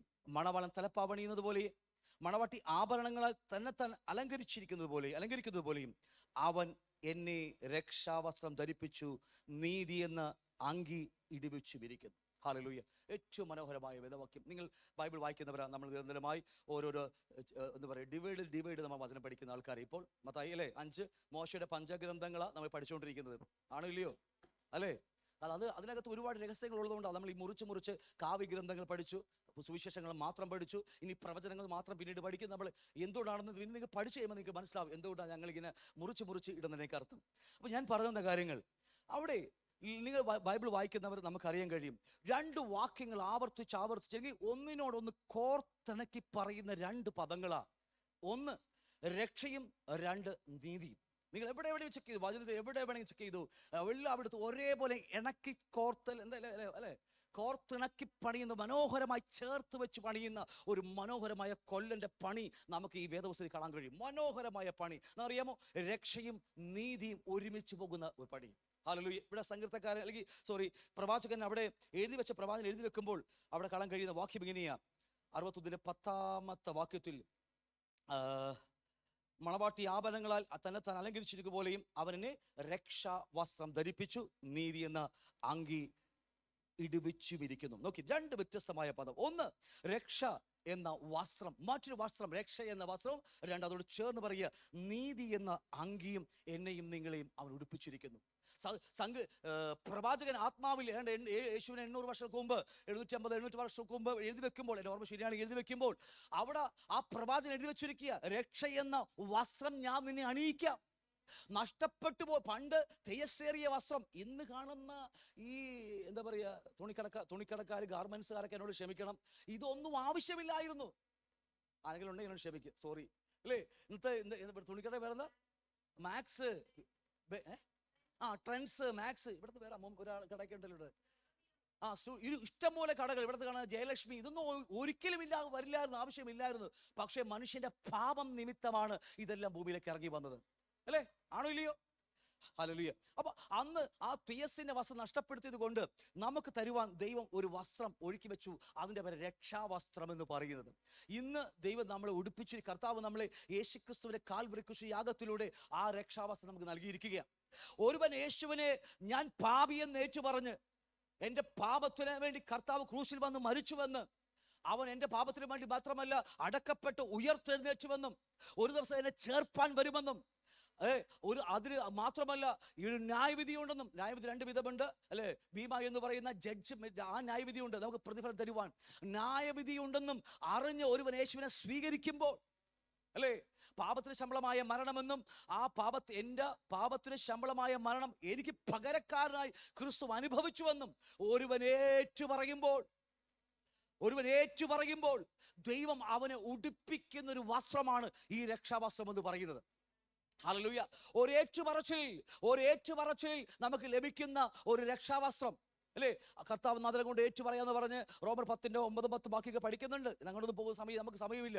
നോക്കിയേ, ഒരൊറ്റ ഏറ്റുപറച്ചിലിൽ ഞാൻ പാപിയാണെന്നും, അല്ലേ, എൻ്റെ പാപത്തിന് വേണ്ടി ദൈവം തന്റെ പുത്രനെ ഭൂമിയിലേക്ക് അയച്ച് എൻ്റെ പകരക്കാരനായി, എനിക്ക് പകരമായി ക്രൂശിൽ നീ എൻ്റെ ശിക്ഷ ഏറ്റെന്നും, 3 ദിവസം അവൻ ഉയർത്തെഴുന്നേറ്റ് സ്വർഗ്ഗത്തിൽ ജീവിക്കുന്നുവെന്നും, ഇന്ന് എന്നെ ചേർപ്പാൻ വീണ്ടും വരുമെന്നും, ഹല്ലേലൂയ, എനിക്കൊരു ന്യായവിധി ഉണ്ടെന്നും അവൻ ഏറ്റു പറയുമ്പോൾ അവൻ നമ്മെ ഉടുപ്പിക്കുന്ന ഒരു വസ്ത്രമാണ് രക്ഷാവസ്ത്രം. ഹല്ലേലൂയ. ഈ രക്ഷാവസ്ത്രം ഇല്ലാതെ ഒരുത്തനും ആ ദൈവത്തിന് മുമ്പിൽ, ക്രിസ്തുവിന് മുമ്പിൽ നിൽക്കാൻ കഴിയത്തില്ല. ഹല്ലേലൂയ. എത്രയോ ദൈവ കുഞ്ഞുങ്ങളാണെന്ന് അറിയാമോ ഈ വസ്ത്രത്തെ തകർത്ത് കളഞ്ഞു, നശിപ്പിച്ച് കളഞ്ഞു, മുഷിപ്പിച്ച് കളഞ്ഞു. വാക്ക് തെറ്റൊന്നുമില്ലല്ലോ, അല്ലേ? മുഷിപ്പിച്ച് കളഞ്ഞു. അതിനെക്കുറിച്ച് സമയമുള്ളതുപോലെ ഞാൻ വേഗത്തിലെടുക്കും. മുഷിപ്പിച്ച് കളഞ്ഞിരിക്കുക. എത്രയോ പേർ ഇന്ന് ലജ്ജാപാത്രമായി നിൽക്കുന്നു. നമ്മൾ വായിച്ച കുറിവാക്യം ഇങ്ങനെയാ, ലജ്ജ കാണുമാറ് നഗ്നനായി നടക്കാതിരിപ്പാൻ. നമ്മുടെ നഗ്നത ലോകം കാണത്തക്ക വണ്ണം, ഞാൻ പറഞ്ഞ് ഗ്രഹിക്കുന്നുണ്ട്, ലോകം കാണത്തക്ക ലജ്ജാപാത്രമായി നടക്കാതിരിപ്പാൻ, ഉടുപ്പ് സൂക്ഷിക്കുവാൻ. ഇന്ന് എവിടെ എത്ര വലിയ രക്താംബരം പോലെ, എത്ര കടും ചുവപ്പാണെങ്കിലും, ഞാൻ ഇന്ന് പകൽ നിങ്ങളോട് പറയാം, ഹിമം പോലെ വെളുപ്പിക്കുന്ന ഒരു രക്ഷയ്ക്കുള്ള ഒരു മറുപടി ഇവിടെ തന്നെയുണ്ട് നമുക്കിന്ന്. അതോടെ ഞാൻ ലാസ്റ്റ് പറയും, എത്ര പാപം വരില്ല എന്ന് ഞാൻ ഒരിക്കലും പറയത്തില്ല. ഹല്ലേലൂയ. വരാൻ വേണ്ടിയുള്ള ലൈസൻസ് അല്ല ഞാൻ പറഞ്ഞു വരുന്നത്. പക്ഷെ വന്നു പോയാലും ഹിമം പോലെ വെളുപ്പിച്ചിട്ട് അവന്റെ മുമ്പിൽ നിൽക്കുവാൻ പ്രാപ്തനാക്കുന്ന ഒരു രക്ഷാവസ്ത്രം ഇന്ന് നമ്മുടെ കയ്യിൽ ദൈവം ഏൽപ്പിച്ചിട്ടുണ്ട്.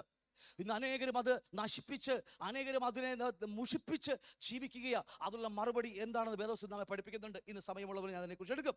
അപ്പൊ അതുകൊണ്ട് ഇവിടെ കണ്ടതുപോലെ റോമ പട്ടാളക്കാർ യെശയ്യാപ്രവചനത്തിൽ എഴുതി വെച്ചതുപോലെ രക്ഷാവസ്ത്രം ധരിപ്പിച്ച് അവന് നീതി എന്ന അങ്കി ഇടിപ്പിച്ചിരിക്കുന്നു. 3 കാര്യങ്ങളാണ് ഞാൻ നിങ്ങളോട് പറയാൻ ആഗ്രഹിക്കുന്നത്. ഒന്ന്, രക്ഷാവസ്ത്രം, അല്ലേ, അവൻ നമ്മെ ഉടുപ്പിച്ചിരിക്കുന്നു. 2, നീതി എന്ന അങ്കി ഇടുവിച്ചും ഇരിക്കുന്നു. രണ്ട് വ്യത്യസ്തമായ പദങ്ങൾ അല്ലേ? രക്ഷയും നീതിയും ഒരുമിച്ച് പോകുന്ന രണ്ട് വേർതിരിക്കാൻ നമുക്ക് കഴിയത്തില്ല. ഞാൻ അതിനോട് ചേർത്ത് വെച്ച് പിന്നീട് പറയും. നമുക്കറിയാം ഈ വസ്ത്രം കാൽവരി ക്രൂശിലെ ഒറ്റ വിശ്വാസത്താൽ നമുക്ക് ലഭിച്ച വസ്ത്രമാണ്. എന്നാൽ നമുക്കറിയാം ഈ മത്തായി സുവിശേഷ ഭാഗം 22-ാം അധ്യായം അതിൽ 12 മുതൽ 14 വരെ പഠിക്കുമ്പോൾ, മത്തായി 22:12 മുതൽ അവിടെ കാണാൻ കഴിയുന്നത്, നമുക്ക് എല്ലാവരെയും ഉപമകളൊക്കെ നമുക്ക് പഠിപ്പിക്കും. നമുക്ക് എല്ലാവർക്കും ഞാൻ വാക്യം മാത്രം പറഞ്ഞു പോകുക, 14ാമത്തെ വാക്യം മാത്രം പറഞ്ഞു പോകുക. സ്നേഹിത, 15ാമത്തെ വാക്യം വായിക്കാം. വിരുന്നുകാരെ നോക്കുവാൻ രാജാവ് അകത്ത് വന്നപ്പോൾ കല്യാണ വസ്ത്രം ധരിക്കാത്ത ഒരു മനുഷ്യനെ അവിടെ കണ്ടു. സ്നേഹിത, നീ കല്യാണ വസ്ത്രം ഇല്ലാതെ ഇവിടെ അകത്തു വന്നത് എങ്ങനെ എന്ന് ചോദിച്ചു. എന്നാൽ അവന് വാക്ക് മുട്ടിപ്പോയി. നോക്കി, രാജാവ് ശുശ്രൂഷകരോട് അവന്റെ കൈയും കാലും കെട്ടിയച്ച് പുറത്തുള്ള ഇരുട്ടിൽ തള്ളിക്കളയുവിൻ, അവിടെ കരച്ചിലും പല്ലുകടിയും ഉണ്ടാകും എന്ന് പറഞ്ഞു. വിളിക്കപ്പെട്ടവർ അനേകർ, തിരഞ്ഞെടുക്കപ്പെട്ടവരോ നമ്മളെല്ലാം. വിളിക്കപ്പെട്ടവരുടെ കൂട്ടത്തിലിരിക്കുന്ന ആൾക്കാർ നമ്മളെല്ലാം. അതാണ് എക്ലീഷ്യ. വിളിക്കപ്പെട്ടവരുടെ കൂട്ടത്തിന്റെ പേര് എക്ലീഷ്, സഭ എന്ന് പറയുന്നത്. എന്നാൽ ഒരു തിരഞ്ഞെടുപ്പുണ്ട് ദൈവത്തിന്, അല്ലേ? ആ തിരഞ്ഞെടുപ്പ് ദൈവത്തിൻ്റെതല്ല, എന്റെയും നിങ്ങളെയും തിരഞ്ഞെടുപ്പാ. എന്റെ വാക്ക് കൃത്യമാണ്. വിളിക്കപ്പെട്ട കൂട്ടം ഈ ലോകത്ത് സകല വിശ്വാസികളും വിളിക്കപ്പെട്ടവരാണ്. എന്നാൽ ഒരു തിരഞ്ഞെടുപ്പ് നമുക്കുണ്ട്. അത് ദൈവത്തിന്റെ തിരഞ്ഞെടുപ്പല്ല, നമ്മുടെ തിരഞ്ഞെടുപ്പാണ്. നമ്മുടെ മുമ്പിൽ ഇന്നും ജീവനും മരണം വെച്ചിട്ടുണ്ട്, അല്ലെങ്കിൽ ജഡവും ആത്മാവും വെച്ചിട്ടുണ്ട്, സ്വർഗവും ഈ ഭൂമിയിൽ അനുഗ്രഹം വെച്ചിട്ടുണ്ട്. ഏത് വേണമെന്ന് തിരഞ്ഞെടുക്കുന്ന നമ്മൾ ഓരോരുത്തരുമാണ്. ഞാൻ പറഞ്ഞത് മനസ്സിലാവുന്നുണ്ടോ? നമ്മുടെ തിരഞ്ഞെടുപ്പ് പോലെ ഇരിക്കും നമ്മുടെ നിത്യവാസം എന്ന് പറയുന്നത്. നമുക്ക് ലഭിച്ച ആ രക്ഷയുടെ വസ്ത്രം തകർത്ത് കളയുവാനും മുഷിപ്പിച്ച് കളയുവാനും നമുക്കിത് കഴിയും. ഞാൻ പറഞ്ഞത് ഗ്രഹിച്ചോ? ഇവിടെ പറയുന്ന പോലെ ഒരു സ്വർഗരാജ്യം തന്റെ പുത്രന് വേണ്ടി കല്യാണ സദ്യ കഴിക്കുന്ന രാജാവിനോട് സദൃശ്യമായി എന്നൊക്കെ പറഞ്ഞു. ദാസന്മാരഴിച്ചു, അവരെയൊക്കെ വിളിച്ചു. അവരെല്ലാം പല ഒഴിവ് കഴിവുകൾ പറഞ്ഞ് അവർ വിട്ടു. അവസാനം രാജാവ് പറയുന്നുണ്ട്, ദാസന്മാരോട് പറയും, നിങ്ങളെല്ലാം വഴിത്തലക്കൽ പോയിട്ട് നിങ്ങൾ എന്ത് ചെയ്യണം? കാണുന്നവരെല്ലാം വിളിക്കണം. അങ്ങനെ വിളിക്കപ്പെട്ട ആൾക്കാരെ ഈ മുഴുവൻ ഇരിക്കുന്നത്. വഴിത്തലക്കൽ നിന്നും, അല്ലേ, സകല മതങ്ങളിൽ നിന്നും എല്ലായിടത്തും വിളിക്കപ്പെട്ട ആൾക്കാരാ നമ്മളെല്ലാവരും. പക്ഷേ കല്യാണം വരുമ്പോൾ, അതിനകത്ത് കടക്കുമ്പോൾ, അല്ലെങ്കിൽ മണവാളൻ വരുമ്പോൾ, അല്ലെങ്കിൽ കള്ളനെ പോലെ വരുമ്പോൾ അതിനകത്ത് കടക്കണമെങ്കിൽ, ആ മേഘം എന്ന് പറയുന്ന ടൂറിസ്റ്റ് ബസ്സിൽ കയറണമെങ്കിൽ, ഗ്രഹിച്ചോ, ആ വ്യത്യസ്തമായ കാര്യങ്ങളുണ്ട്. മേഘം താഴേക്ക് ഇറങ്ങി വന്നു, നമ്മൾ അതിൽ കയറി കടന്നു പോകുന്നുണ്ട്. ഒരുപാട് കർത്താവിന്റെ വരവിന്റെ പ്രത്യക്ഷത വ്യത്യസ്തമായ നിലയിൽ നമുക്ക് കാണാൻ കഴിയും, അല്ലേ? അതിൽ കടന്ന് കയറി പോകണമെങ്കിൽ ഈ ഒരു വസ്ത്രത്തെ സൂക്ഷിക്കണമെന്ന വേദവസം പഠിപ്പിക്കുന്നത്. ഇവിടെ പറഞ്ഞ പോലെ, സ്നേഹിത, നീ കല്യാണ വസ്ത്രമില്ലാതെ ഇവിടെ അകത്ത് വന്നത് എവിടെയോ കൊടുത്തതാ, എവിടെയോ നഷ്ടപ്പെട്ടു പോയി. അവന്റെ ജീവിതത്തിൽ എവിടെയോ വഴിയാത്രയിൽ അത് നഷ്ടപ്പെട്ടു പോയി, കളങ്കപ്പെട്ടു പോയി. കാരണം എന്നറിയാമോ? കാരണം എന്തുകൊണ്ടാ? ദൈവഹിതമില്ലാത്ത, അല്ലെങ്കിൽ പാപം ചെയ്ത് തെറ്റുകൾ സംഭവിച്ചു പോയി, പാപം ചെയ്തു പോയി. പക്ഷേ അത് സമയപരിധിക്കുള്ളിൽ അതിനെ പരിഹരിക്കാതിരുന്നത് കൊണ്ട് മനസ്സാക്ഷിയുടെ ആക്ഷേപ ഹേതുവായി പലപ്പോഴും ഓടിയൊളിക്ക് മറയത്തിരിക്കുന്ന നമ്മൾ പലപ്പോഴും ജനങ്ങൾ കാണും, അല്ലെങ്കിൽ വിശ്വാസിയിൽ കാണാതെ മറയത്തിരിക്കുന്ന അനുഭവങ്ങൾ, അല്ലെങ്കിൽ യഹോവയായ ദൈവം ഏദനിലേക്ക് ഇറങ്ങി വന്നപ്പോൾ ഓടി മരത്തിലെ ചുവട്ടിലൊളിക്കുന്ന അനുഭവങ്ങളൊക്കെ പലപ്പോഴും നമ്മുടെ ജീവിതത്തിൽ ഉണ്ടാകും. ഇങ്ങനെ പല ആവർത്തിച്ച് കഴിയുമ്പോഴാണ് ഈ പറഞ്ഞ രക്ഷാവസ്ഥ നഷ്ടപ്പെടുന്നത്. ഇവിടെ പറഞ്ഞതുപോലെ, സ്നേഹിത, നീ കല്യാണ വസ്ത്രമില്ലാതെ അകത്ത് വന്നത് എങ്ങനെ എന്ന് ചോദിച്ചു. അതിന് അവന്റെ വാക്ക് മുട്ടിപ്പോയി. അപ്പോൾ അങ്ങനെയും സംഭവമുണ്ട്. ഞാൻ വേഗത്തിൽ ഓടിച്ചു വിടുകയാണ്. യെശയ്യാവ് 52:1 വായിക്കുമ്പോൾ, 52:1 യെശയ്യാവ്, സിയോണെ ഉണരുക, ഉണരുക, നിന്റെ ബലം ധരിച്ചു കൊള്ളുക, വിശുദ്ധ നഗരമായ യെരൂശലേമേ, നിന്റെ അലങ്കാര വസ്ത്രം ധരിച്ചു കൊള്ളുക, ഇനിമേലാൽ അഗ്രചർമ്മിയും അശുദ്ധരും നിന്നിലേക്ക്. നമ്മൾ ആ മറ്റൊരു വ്യത്യസ്തമായ പദമാണ് അലങ്കാര വസ്ത്രം ധരിച്ചു കൊള്ളുക. ഒരിക്കൽ പോലും അലക്ഷ്യമാക്കി കളയാതെ, ഒരിക്കൽ പോലും എന്താ പറയുക, നിസ്സാരവൽക്കരികളയാതെ നമുക്ക് ലഭിച്ച വസ്ത്രത്തിന്റെ, രക്ഷാവസ്ത്രത്തിന്റെ മഹത്വം അത്ര വലുതാണ്. നിങ്ങൾ തിരിച്ചറിയണം. ഒന്ന്, നമുക്കൊരു രക്ഷാവസ്ത്രം ദൈവം തന്നു, നീതി എന്ന അങ്കി നമ്മെ ഉടുപ്പിച്ചിരിക്കുന്നു. ഞാൻ അത്ര മാത്രം ഞാൻ പറഞ്ഞു വിടുക. കാരണം അത് വളരെ ഉൽപ്പത്തി മുതൽ വെളിപ്പാട് വരെ കിടക്കുന്ന 2 വാക്യങ്ങളാ രക്ഷയും നീതി നമുക്ക് ഒരുമിച്ച് പോകുന്ന അനുഭവങ്ങൾ. നിങ്ങൾക്ക് പഠിക്കുന്നവർക്ക് മാത്രമല്ല വിട്ടുപോകുക. മൂന്നാമത്തെ ഒരു വാക്യം കൂടി നമുക്ക് കാണാം. സ്തുതി എന്ന മേലാട നമുക്ക് ഈ ഒരു വസ്ത്രത്തെക്കുറിച്ച് നമുക്ക് പലപ്പോഴും കാണാൻ കഴിയുന്ന വാക്യമാണ്. ഒന്ന്, രക്ഷയുടെ വസ്ത്രം കർത്താവ് നമ്മെ ഉടുപ്പിച്ചു. ക്രൂശിൽ നമ്മൾ വിശ്വസിച്ചപ്പോൾ ആ ക്രൂശിൽ നെയ്തെടുത്ത മനോഹരമായ രക്ഷയുടെ വസ്ത്രം നമുക്ക് തന്നു. 2, നീതി എന്ന അങ്കി നമ്മെ ഉടുപ്പിച്ചു. മൂന്നാമത് മറ്റൊരു പദമാണ് സ്തുതി എന്ന മേലാട. വാക്യം യെശയ്യാവിന്റെ പുസ്തകം, പ്രവാചകനായ യെശയ്യാവ് എഴുതുമ്പോൾ 61-ാമത്തെ അധ്യായം 3-ാം വാക്യം വായിക്കുമ്പോൾ അവിടെ സിയോണിലെ ദുഃഖിതന്മാർക്ക് വെണ്ണീരിന് പകരം അലങ്കാരമാലയും, ദുഃഖത്തിന് പകരം ആനന്ദ തൈലവും, വിഷണ മനസ്സിന് പകരം സ്തുതി എന്ന മേലാടയും കൊടുപ്പാൻ അവൻ എന്നെ അയച്ചിരിക്കുന്നു. യേശുവിനെ ഭൂമിയിലേക്ക് അഭിഷേകം ചെയ്ത് അഴക്കുമ്പോൾ ഇതുകൂടി ചേർത്ത് വെച്ച് കൊടുക്കാൻ വേണ്ടിയാ ഞാൻ പറഞ്ഞ് ഗ്രഹിക്കുന്നുണ്ട്. ഒന്ന്, രക്ഷയുടെ വസ്ത്രം. രണ്ട്, നീതി എന്ന പുതപ്പ്, അല്ലെങ്കിൽ മറ്റത് സ്തുതി എന്ന മേലാട ധരിപ്പിച്ച്. നോക്കേ, ഇത് മൂന്നും ധരിച്ചിരിക്കുന്ന, ഇത് പറയുമ്പോൾ യെശയ്യാ പ്രവാചകൻ എന്ന് പറയുമ്പോൾ യഹൂദന്റെ വസ്ത്രധാരണത്തെ കുറിച്ച് നോക്കിയിട്ട് അത് പറയുന്നത്. എന്ത് നിൽക്കുമ്പോഴും ആ യഹൂദന്റെ ഒരു വസ്ത്രധാരണയും മറ്റും നോക്കിയിട്ട് അല്ലെങ്കിൽ അപ്പോസ്തലന്മാരൊക്കെ അല്ലെങ്കിൽ എഴുത്തുകാരൊക്കെ എഴുത്തെഴുതുന്നത്. ഇവിടെയും ഈ പ്രവാചകൻ എഴുതുമ്പോൾ ഇങ്ങനെ ഈ അങ്കി ധരിച്ച്, എന്തൊക്കെയാ? രക്ഷയുടെ വസ്ത്രം ധരിച്ച്, നീതി എന്ന അങ്കി പുറത്ത് ഇട്ടിട്ട്, സ്തുതി എന്ന മേലാട ധരിച്ചിരിക്കുന്നു. ഹല്ലേലൂയ. ഗ്രഹിച്ച് ഞാൻ പറഞ്ഞത് എന്താണ് രക്ഷയുടെ വസ്ത്രം? ജസ്റ്റ് വാക്യം മാത്രം പറഞ്ഞു പോകും. എന്താ രക്ഷയുടെ വസ്ത്രം? നമ്മൾ ധരിച്ചിട്ടുണ്ടോ? 1, 2, 3, 4, 5 മതി. ഓക്കെ, രക്ഷയുടെ വസ്ത്രം ധരിച്ചോ? തീർച്ചയായും ഒരുവൻ കാൽവറി ക്രൂശിൽ ആ യേശുവിന്റെ യാഗത്തെ വിശ്വസിക്കുമ്പോൾ, താൻ പാപിയെന്ന് ഏറ്റുപറഞ്ഞ് വിശ്വസിക്കുമ്പോൾ ദൈവം കൊടുക്കുന്ന ഏറ്റവും വലിയ മനോഹരമായ അങ്കി ഈ ഭൂമിയിൽ വെച്ച്, ഈ ശരീരത്തിലിരിക്കുമ്പോൾ തരുന്ന വസ്ത്രമാണ് രക്ഷയുടെ വസ്ത്രം. ഹല്ലേലൂയ. അത് മരണപര്യന്തം സൂക്ഷിക്കേണ്ട ഉത്തരവാദിത്തമുണ്ട്. അത് കാണാതെ വരുമ്പോൾ തകയിടപ്പെട്ടു പോകുന്ന തലമുറയെ കുറിച്ചാണ് 16-ാം അധ്യായത്തിൽ വെളിപ്പാട് നമ്മൾ വായിച്ചത്. അത് നാം വിശ്വാസത്താൽ ഏറ്റുപറയുമ്പോൾ ലഭിച്ചതാണ്. എന്നാൽ നീതി എന്ന അങ്കി എങ്ങനെ ലഭിച്ചത്? നമുക്ക് വിശ്വാസത്താൽ, മറ്റേ ഏറ്റുപറച്ചിലാണ്. ഇത് വിവരിക്കണം, ഇത്തിരി സമയം എനിക്ക് ഒരുപാട് വേണം. അതുകൊണ്ട് ഞാൻ ജസ്റ്റ് വാക്യങ്ങൾ മാത്രം പറഞ്ഞു പോകുക. മറ്റത് ഏറ്റുപറയുമ്പോൾ നീതി എന്ന അങ്കി അവൻ എൻ്റെ മേൽ പുതച്ചു തരുന്നത്, ഈ ആയുസ് എൻ്റെ മേൽ പുതച്ചു തരുന്നത് എൻ്റെ വിശ്വാസമാണ്. അതുകൊണ്ട് എപ്പോഴെപ്പോഴും വിളിച്ചു പറയുന്നത്, ശുശ്രൂഷക്കാരൊക്കെ വിളിച്ചു പറയുന്നത്, നിങ്ങൾ വിശ്വാസം തള്ളിക്കളയല്ലേ. അബ്രഹാമിന്റെ വിശ്വാസം നീതിയായി കണക്കിട്ടത് പോലെ ഓരോ ദിവസം എൻ്റെ വിശ്വാസവും പ്രത്യാശയും വർദ്ധിക്കുമ്പോൾ നീതിയുടെ സമൃദ്ധിയിലേക്ക് വരികയാണ്. എനിക്കിത് വിവരിക്കാൻ പോയി ഒരുപാട് സമയം വേറെ വേണ്ടി വരും. ഞാൻ പറഞ്ഞത് മനസ്സിലാവുന്നുണ്ടോ? രക്ഷയുടെ അങ്കി വസ്ത്രം മാത്രമല്ല, മറ്റൊന്നും കൂടി അവൻ എൻ്റെ മേൽ പുതച്ചു. വിശ്വാസത്താൽ എൻ്റെ മേൽ നീതി എന്ന അങ്കി കൂടിയിട്ട്, അത് മാത്രമല്ല, മൂന്നാമത്തൊരു വസ്ത്രം കൂടി എന്നെ നിങ്ങൾ ധരിപ്പിച്ചിട്ടുണ്ട്. അതാണ് സ്തുതി എന്ന മേലാട. പലപ്പോഴും നമുക്ക് ആരാധിക്കാൻ കഴിയുന്നില്ല. പലപ്പോഴും ഈ സ്തുതി എന്ന മേലാടമേത്ത് വീണാൽ മാത്രമേ നമുക്ക് അവരുടെ ജീവിതം മുഴുവനും സ്തുതിക്കുവാനും ആരാധിക്കാനും കഴിയത്തുള്ളൂ. ഇല്ലെങ്കിൽ ഒരു പ്രശ്നം വന്നാൽ, ഒരു പ്രതിസന്ധി വന്നാൽ, ഒരു കഷ്ടം വന്നാൽ നമ്മൾ ഇട്ടെറിഞ്ഞ് പോയി കളയും. നമുക്ക് സ്തുതിക്കുവാനോ ആരാധിക്കാൻ കഴിയത്തില്ല. നമുക്കറിയാം, ഈ കാരാഗൃഹത്തിലേക്ക് കിടക്കുന്നവരൊക്കെ ആമത്തിൽ കൈയും കാലും പൂട്ടിരിക്കുമ്പോൾ അവർ പാടി സ്തുതിച്ച ചരിത്രം നമുക്കുണ്ട്. ഏത് സാഹചര്യത്തിന്റെ നടുവിലും, ഏത് കഷ്ടതയുടെ നടുവിലും, ഏത് രോഗത്തിന്റെ നടുവിലും പാടി സ്തുതിക്കുവാൻ ദൈവം നമ്മുടെ മേൽ അണിയിച്ചിരിക്കുന്ന വസ്ത്രമാണ് ഈ സ്തുതി എന്ന മേലാട. ഇത് മൂന്നും ഒരുമിച്ച് ചേർന്ന് പോകുക ഈ ആയുസിൽ അവനവൻ ശരീരത്തിരിക്കുമ്പോൾ. തേജസ്സിന്റെ വസ്ത്രത്തിലേക്ക് മാറുന്നതിന് മുമ്പായിട്ട്, ആ മനോഹരമായ നിത്യമായ വസ്ത്രത്തിലേക്ക് മാറുന്നതിന് മുമ്പായിട്ട് നമ്മളെ കർത്താവ് ഉടുപ്പിച്ച 3 വസ്ത്രങ്ങളാ. ഒന്ന്, രക്ഷയുടെ വസ്ത്രം നാം ഏറ്റു പറയുമ്പോൾ, അല്ലേ? ഇനി വിവരിക്കാൻ സമയമില്ല, നമുക്ക് ഓടിക്കൊണ്ടിരിക്കുക. 2, ആ നീതിയുടെ പുറപ്പെടുകയാ. എപ്പോഴും നീതിയുടെ സമൃദ്ധി. റോമർക്കലേഖനം വായിക്കുമ്പോൾ മറ്റൊരു വാക്യമാ, നീതിയുടെ സമൃദ്ധിയിലേക്ക് വരണം. എങ്ങനെയാ നീതിയുടെ വസ്ത്രം നമുക്ക് ലഭിച്ചത്? വിശ്വാസത്താൽ. ആ വിശ്വാസം അന്ത്യത്തോളം സൂക്ഷിക്കുകയാ നമ്മൾ. അതിന് സമൃദ്ധിയാ, ആ വിശ്വാസത്തിന്റെയും പ്രത്യാശയുടെയും സമൃദ്ധിയാ എൻ്റെ ജീവിതത്തിൽ. ഇതുപോലെ നീതിയുടെ അങ്കി വരുമ്പോൾ, ഏറ്റവും അധികമായി സമൃദ്ധി വരുമ്പോൾ, അതാണ് അബ്രഹാമിന് വിശ്വാസമെടുത്ത് നീതിയായി കണക്കിട്ടതുപോലെ ദൈവം നമ്മെ കണക്കിടുന്നത്. സ്തുതി എന്ന മേലാടയും ദൈവം നമ്മെ ധരിപ്പിച്ച് ഈ ഭൂമിയിൽ കർത്താവ് നമ്മെ ആക്കി വെച്ചിരിക്കുന്നു. ഹല്ലേലൂയ. ഇത്ര പറഞ്ഞ് മനസ്സിലാവുന്നുണ്ടോ? ഉൽപ്പത്തി പുസ്തകത്തിൽ നഷ്ടപ്പെട്ടു പോയ മനോഹരമായ ആ തേജസ്സിന്റെ വസ്ത്രം മടക്കി തരുവാൻ ദൈവത്തിന്റെ പ്ലാനും പദ്ധതിയുമായിരുന്നു ഇത്. കാൽവരി ക്രൂശിലൂടെ അത് തന്റെ പുത്രന്റെ ജീവനെ തകർത്തുകൊണ്ട് ഒരു നൂലുകൊണ്ട് കൈത്തറയിലിട്ട് പണിതെടുത്ത വസ്ത്രമാ ഞാനും നിങ്ങളും ഇന്ന് ഇട്ടിരിക്കുന്നത്. ഒരു ശത്രു തൊടാതിരിക്കുന്നത് എന്നറിയാമോ? ആ രക്ഷയുടെ വസ്ത്രം എന്റെയും നിങ്ങളുടെ മേലുള്ളത് കൊണ്ടാ. ആ ചോരയുടെ പാടുള്ളത് കൊണ്ടാ. ആ നീതിയുടെ വസ്ത്രം, ആ നീതിയുടെ അങ്കി, ഇത് നമ്മൾ സൂക്ഷിക്കാൻ പരാർത്ഥം അതുള്ളത് കൊണ്ടാ ഇത് ശത്രു തൊടാതിരിക്കുന്നത്.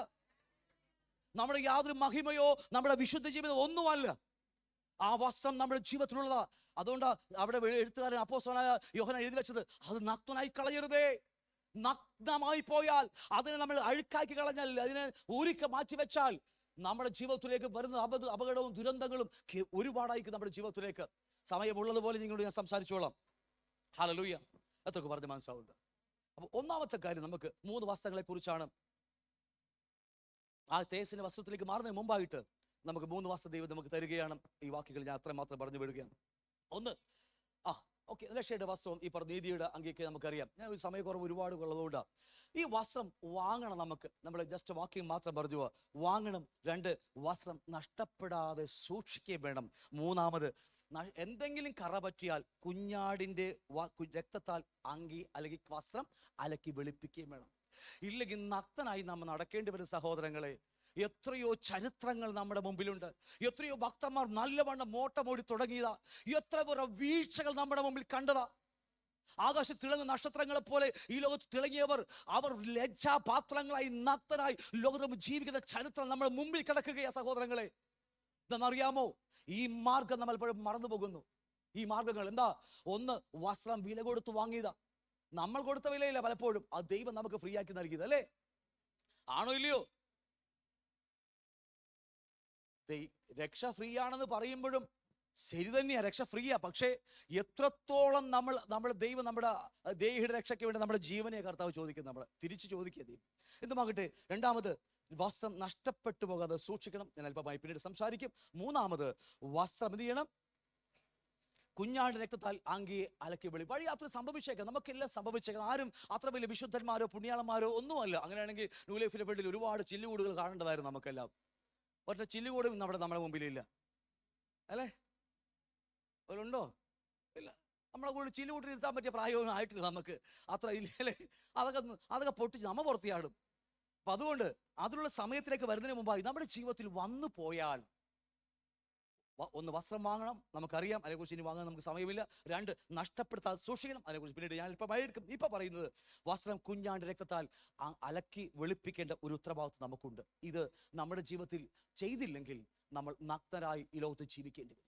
ദൈവത്തിന് മുമ്പിൽ മാത്രമല്ല, പണ്ടൊക്കെ ദൈവസഭയുടെ മുമ്പിൽ എപ്പോഴും മുമ്പിലുണ്ടായിരുന്നവർ, ശുശ്രൂഷയിൽ ഏറ്റവും മുമ്പിലുണ്ടായിരുന്നവർ പലപ്പോഴും പിന്തിരിഞ്ഞ് പുറകോട്ട് പോകാൻ കാരണം എവിടേക്ക് വസ്ത്രം എവിടെയോ, വസ്ത്രത്തിന് എവിടെയോ അഴുക്ക്, അല്ലെങ്കിൽ എന്താ പറയുക, അഴുക്കുകൾ പറ്റിക്കാണ് എവിടെയെങ്കിലൊക്കെ ജീവിതത്തിൽ. കാരണം ഇത് പറ്റിയാൽ നമ്മൾ നഗ്നനാണെന്ന് ഞാൻ എന്നിലേക്കാ നോക്കുന്നത്.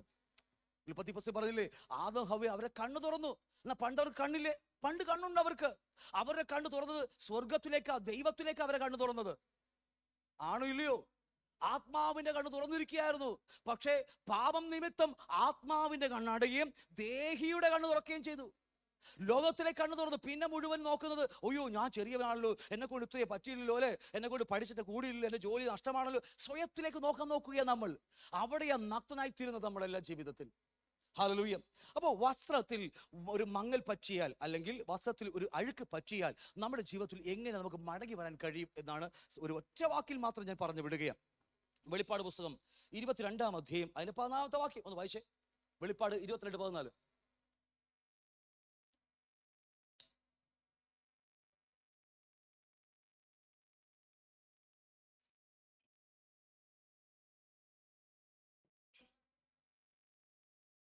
മതി. ജീവന്റെ വൃക്ഷത്തിൽ തങ്ങൾക്ക് അധികാരമുണ്ടാകേണ്ടതിനും ഗോപുരത്തിൽ കൂടി നഗരത്തിൽ കടക്കേണ്ടതിനും തങ്ങളുടെ വസ്ത്രം അലക്കുന്നവൻ ഭാഗ്യവാൻ. മറ്റൊരു ഭാഗ്യം പറയുന്നല്ലേ, ഓണബമ്പർ ഭാഗ്യമല്ലത്, അല്ലേ? മറ്റൊരു ഭാഗ്യം, നിത്യതയോളം വലിപ്പമുള്ള ഭാഗ്യത്തെക്കുറിച്ച് ഇവിടെ പറയുക. ജീവന്റെ വൃക്ഷത്തിൽ നമുക്ക് അധികാരമുണ്ടാകണം. അതിവിടെയല്ല, ഉൽപ്പത്തി പുസ്തകത്തിൽ ഏദൻ തോട്ടത്തിൽ ജീവന്റെ വൃക്ഷം വെച്ചു. പക്ഷെ പാപനിമിത്തം അത് മറഞ്ഞുപോയി. നമുക്ക് എല്ലാവർക്കും അറിയാം, കെരൂബുകൾ അതിന് മുമ്പിൽ മറയായി, അല്ലെ? കെരൂബുകൾ വാളും പിടിച്ച് അവിടെ മുമ്പിൽ നിന്നു. ആ കർത്താവ് വെട്ടേറ്റത് ആ ഏദനിലേക്ക് കയറുവാൻ കർത്താവ് അതിനെ വെട്ടേറ്റ് മരിച്ച ചരിത്രം നമുക്ക് സങ്കീർത്തനകാലൊക്കെ വായിക്കുമ്പോൾ നമുക്ക് കാണാൻ കഴിയും. എന്നുമാകട്ടെ, ആ വൃക്ഷം നഷ്ടപ്പെട്ടിട്ടൊന്നുമില്ല. അത് നമുക്ക് മടക്കി തരാൻ കർത്താവ് ആഗ്രഹിക്കുന്നുണ്ട്. ജീവന്റെ വൃക്ഷത്തിന്റെ ഫലം കഴിക്കുവാൻ ജയിച്ചവിടെ ചെല്ലുമ്പോൾ, അല്ലേ, 7 സഭയോട് ദൂത് പറയുമ്പോൾ അത് ഒരു സഭയോട് പറയുന്ന കാര്യമാ, നീ ജയിച്ചവിടെ ചെന്നാൽ ജീവവൃക്ഷത്തിന്റെ ഫലം തിന്നാൻ തരും നമുക്ക്. ഒരിക്കലും നഷ്ടമായിട്ടില്ല സഹോദരങ്ങളെ. കർത്താവ് വാക്ക് പറഞ്ഞാൽ അത് വാക്ക് തന്നെയാണ്. പക്ഷെ എല്ലാവർക്കും ഒന്നുമില്ല, ജയിച്ചു ചെല്ലുന്നവർക്കാ. അല്ലാത്തവർക്കൊക്കെ വെളിപ്പാട് 22-ാം അധ്യായം വായിക്കുമ്പോൾ അവ ഇല തിന്ന് ജീവവൃക്ഷത്തിന് ഇല കഴിച്ച് ജീവിക്കുന്ന ആടുകളെ പോലെയുള്ളവർ നിത്യതയിൽ കാണും. ജാതികളെന്ന മലയാളത്തിൽ എഴുതി വെച്ചിരുന്നു. ജാതികളല്ല, ദേ ആർ സേവ്ഡ് പീപ്പിൾ. രക്ഷിക്കപ്പെട്ടിട്ട് വിശുദ്ധി സൂക്ഷിക്കാതെ, ഈ ഉടുപ്പ് മലിനമാക്കാതെ, അല്ലേ, സൂക്ഷിക്കാതെ നഷ്ടപ്പെടുത്തി കളഞ്ഞവർ. എന്നാൽ കഷ്ടി 210 മാർക്ക് മേടിച്ച് SSC പരീക്ഷ ജയിച്ചതുപോലെ ഉള്ള ചെറിയൊരു കൂട്ട് ജാതികളെന്ന് മലയാള ബൈബിൾ എഴുതിയിരിക്കുന്നു. എന്നാൽ ദേ ആർ സേവ്ഡ് പീപ്പിൾ എന്ന് എഴുതി വെച്ചിരിക്കുന്നത്. രക്ഷിക്കപ്പെട്ടവരാ, പക്ഷേ അങ്കയെ സൂക്ഷിക്കാത്തവർ. എന്തുമാകട്ടെ, നമ്മുടെ സമയം വിട്ടുപോകുകയാണ്. അവിടെ പറയുന്ന കാര്യം, ജീവവൃക്ഷത്തിൽ നമുക്ക് അധികാരമുണ്ടാകുവാൻ നമുക്ക് തരാമെന്ന് പറഞ്ഞ ആ ജീവന്റെ വൃക്ഷത്തിന്റെ ഫലമൊക്കെ അവിടെ തന്നെ ഇപ്പോഴും നമുക്ക് വേണ്ടി ദൈവം സൂക്ഷിച്ചിട്ടുണ്ട്. വേണോ? നമ്മൾ ഈ കാണുന്ന ഈ എന്ത് മാമ്പഴമൊക്കെയാണ്, പേരും മറന്നു, ഇന്ന് വായിൽ വരത്തുമില്ല. ആ മൽഗോമയും ഗുൽഗോമയും അഴക നമുക്ക് അത്ര അറിയത്തുള്ളൂ, അല്ലേ? അതല്ല, അതിനേക്കാൾ അപ്പുറമായി ജീവന്റെ വൃക്ഷത്തിന്റെ ഫലം എന്ന് പറഞ്ഞാൽ നമ്മൾ ചിന്തിക്കുന്ന അപ്പുറമായ കാര്യങ്ങളാണ്. അപ്പൊ അതുകൊണ്ട് ദൈവം നമുക്ക് തരാൻ നമുക്ക് ആഗ്രഹിക്കുന്നു. അതിന് അധികാരം വേണം. എന്ത് പറയുക, അതിനെന്ത് ചെയ്യാന്നറിയാമോ? ഗോപുരത്തിൽ കൂടി കടന്നിട്ട് നഗരത്തിൽ കടന്നിട്ട് എന്ത് ചെയ്യണം? തങ്ങളുടെ വസ്ത്രം അലക്കുന്നവൻ ഭാഗ്യവാൻ. നോക്കി, പ്രോസസ് ഉണ്ട്. വെറുതെ ഈ നമുക്കിവിടെ എല്ലാ ആഴ്ച തോറും കർത്തൃമേശയുണ്ട്, എല്ലാ ആഴ്ചയും നമുക്കിവിടെ കർത്തൃമേശയുണ്ട്. എന്നാൽ പല സഭകളൊക്കെ ഞങ്ങൾ പോകുമ്പോൾ 3 മാസം കൂടുമ്പോൾ കർത്തൃമേശ ഉള്ളവരുണ്ട്, 1 വർഷത്തിലൊരിക്കൽ കർത്തൃമേശ എടുക്കുന്നവരുണ്ട്, അല്ലേ? അല്ല, വ്യത്യസ്തമായ സഭകളിലെ ആൾക്കാരുണ്ട്. ആ കർത്തൃമേശ 1 മാസത്തിലൊരിക്കൽ നമുക്ക് തൽക്കാലം എടുക്കാം. ആ 1 മാസത്തിലൊരിക്കൽ സഭ കൂടി വരുമ്പോൾ അവർ ഒരു ആഴ്ചയിൽ ഒരു 3 ദിവസം മുമ്പേ, അല്ലേ, വെള്ളി ശനി ഞായറൊക്കെ ഫാസ്റ്റിംഗ് ഇരുന്ന് അവർ തങ്ങളുടെ എന്താ പറയുക, വസ്ത്രമൊക്കെ അങ്ങിയൊക്കെ അങ്ങ് അലക്കാൻ തുടങ്ങും. അയ്യോ, ഞാൻ അങ്ങനെ ചെയ്ത്, ഞാനിങ്ങനെ ചെയ്യുന്നൊക്കെ പറഞ്ഞ് അങ്ങ് അലക്കാൻ തുടങ്ങും. അങ്ങനെ അലക്കിയിട്ട് ഞായറാഴ്ച രാവിലെ ആ കർത്തൃമേശ എടുക്കുമ്പോൾ അവർ പെർഫെക്റ്റ് ആയി. ബാക്കി അടുത്ത 27 ദിവസത്തിനുള്ളിൽ കർത്താവ് വരാൻ പാടില്ല, വന്നാൽ പോകത്തില്ല. കർത്തൃമേശ കഴിഞ്ഞ് പിറ്റേ ദിവസം വന്ന കർത്താവ് അവർ പോകും. ഞാൻ പറഞ്ഞ മനസ്സിലാവുന്നുണ്ടോ? ഇത് ആ പരിപാടിയല്ല സഹോദരങ്ങളെ. ജീവിത യാത്രയാ നമ്മുടേത്. ഈ ലോക ജീവിതത്തിലെ യാത്രയാ. ചുറ്റും ഇതുപോലെ തേളുകളും വിഷപ്പാമ്പുകളുമാണ്. മരു യാത്രയാ. നമ്മുടെ അകത്ത് അത് കിടക്കുകയാ. ജാതീയ സമ്പ്രദായമേ തെറ്റാണ്. ജാതീയ മോഹങ്ങളും ആഗ്രഹങ്ങളും നിറഞ്ഞു കിടക്കുകയാ. വശീകരിക്കപ്പെടാം, വീഴാം, ഒക്കെ സംഭവിക്കാം. എന്നാൽ വേദപുസ്തകം പഠിപ്പിക്കുന്നത് നമ്മൾ ഗോപുരത്തിൽ കൂടി കടന്നിട്ട് നഗരത്തിൽ പ്രവേശിക്കണം. എന്നിട്ട് എന്ത് ചെയ്യുമെന്നറിയാമോ? ഇത് പ്രോസസ്സാണ്. നമ്മുടെ ആഗ്രഹങ്ങളെല്ലാം ആ ക്രിസ്തുവെന്ന എന്താ പറയല്ലേ, ആ വഴിയിൽ കൂടി, ഞാനാകുന്ന വഴി സത്യം ജീവൻ എന്ന് പറഞ്ഞ കർത്താവിന്റെ ആ വഴിയിൽ കൂടി കടന്ന് അവന്റെ നഗരത്തിലേക്ക്, ആ സ്വർഗീയ പർദീസിലേക്ക് ചെന്ന്, നേരത്തെ പറഞ്ഞില്ലേ നിങ്ങൾ, ആ സിയോണിലെ നമ്മൾ ഓരോ ദിവസം ആ സിയോണിലേക്ക് ചെല്ലുകയാ. ചെന്നിട്ട് പറയാ, കടന്നിട്ട് തങ്ങളുടെ വസ്ത്രം അലക്കുന്നവൻ ഭാഗ്യവാൻ. പെരുവഴിയിലായിരിക്കാം പാപം വെളിപ്പെടുന്നത്, പെരുവഴിയിലായിരിക്കാം. അവിടെ വണ്ടി ചവിട്ടി നിർത്തിട്ട്, കർത്താവേ ക്ഷമിക്കണമേ, നിന്റെ രക്തത്താൽ എന്റെ അങ്കി അലക്കി വെളിപ്പെടുക്കണമെന്ന് ഒറ്റ വാക്ക് പറഞ്ഞാൽ മതി.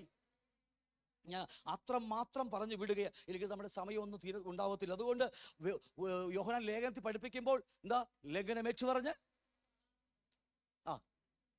അവന്റെ രക്തത്താൽ അങ്കി അലക്കി വെളുപ്പിക്കുമ്പോൾ വീണ്ടും കർത്താവ് ആ മനോഹരമായ രക്ഷാവസ്ത്രം നീതി എന്ന അങ്കിയും നമ്മളെ വീണ്ടും ഉടുപ്പിക്കുക. പാപം വന്നു പോയാൽ നമ്മുടെ ഈ വസ്ത്രം മുഷിഞ്ഞു പോവുകയാ, എന്താ പറയുക, നഷ്ടപ്പെടുകയല്ലോ, അല്ലേ, ചീത്തായി പോകുക നമ്മുടെ അങ്കി. എന്നാൽ വീണ്ടും പറയുന്നു, ആ കുഞ്ഞാണ്ട് രക്തത്താൽ നമുക്ക് ആ വസ്ത്രത്തെ, അങ്കിയെ വീണ്ടും അലക്കി വെളുപ്പിക്കാൻ ഒരു വലിയൊരു അനുഗ്രഹം നമുക്ക് വേണ്ടി ദൈവം വെച്ചിരിക്കുക. ഹല്ലേലൂയ. മാസത്തിലല്ല, ആഴ്ചയിൽ ഇവിടെ വരുമ്പോൾ മാത്രമല്ല നമ്മൾ ചെയ്യുന്നത്.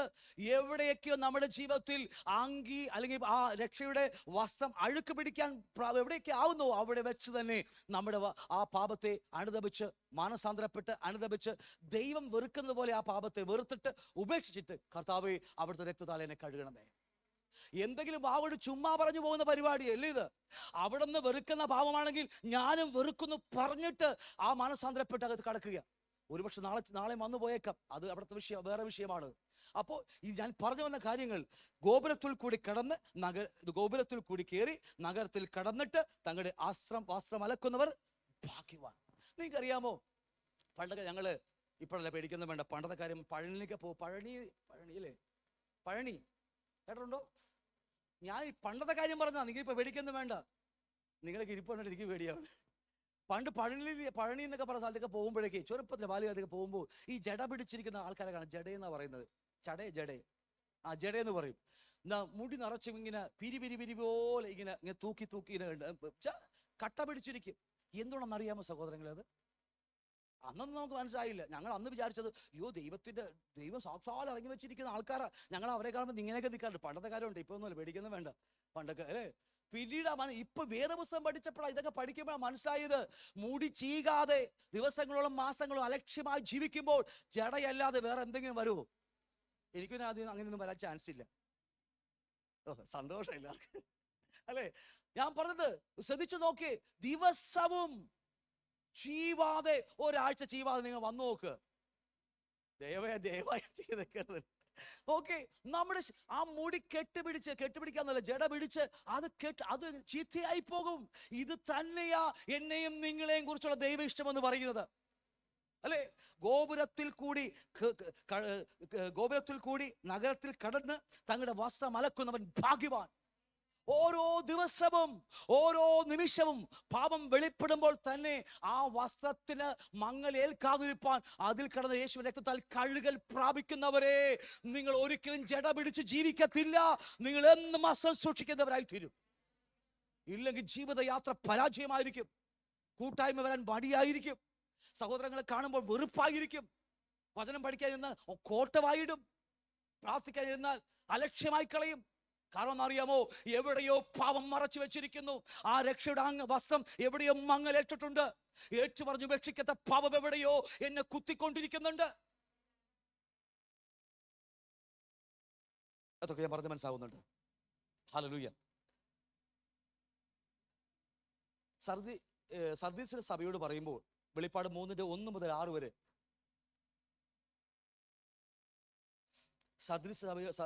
സർദീസിലെ സഭയോട് പറയുമ്പോൾ 4-ാമത്തെ വാക്യം പറയുക.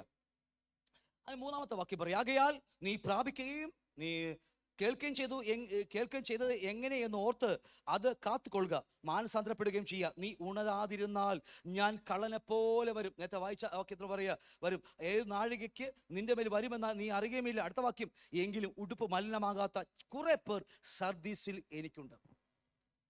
അല്ലേ? കുറെ പേർ സർദീസിലല്ല, ന്യൂ ലൈഫിൽ എന്ന് പറ. അങ്ങോട്ട് പോകുന്നു, അല്ലെങ്കിൽ നമുക്ക് ഇവിടെ നിൽക്കാം അല്ലേ? കുറെ പേർ.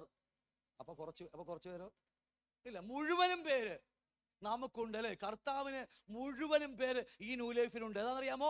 ഈ നേരത്തെ പറഞ്ഞ പോലെ ഉടുപ്പ് മലിനമാകാതെ സൂക്ഷിച്ചവർ, പാവം വെളിപ്പെടുത്തപ്പോൾ അലക്കി വെളുപ്പിച്ച് അല്ലേ, ഗോപുരത്തിൽ കൂടി കടന്ന് ആ നഗരത്തിലെത്തി കഴുകിയ ഒത്തിരി ആൾക്കാർ നമ്മുടെ നടുവിൽ തന്നെയുണ്ട് അല്ലേ? ഞാൻ പറഞ്ഞ മനസ്സിലാവുന്നുണ്ടോ? എന്നിട്ട് പറയുന്നത്, അവർ യോഗ്യന്മാരാകയാൽ എന്താ വെള്ള ധരിച്ചും കൊണ്ട്, ഇത്തിരിയൊക്കെ കളർ ചുമപ്പൊക്കെ ഇടാൻ നമുക്ക് കുഴപ്പമൊന്നുമില്ല അല്ലേ? എന്തേ അല്ലേ?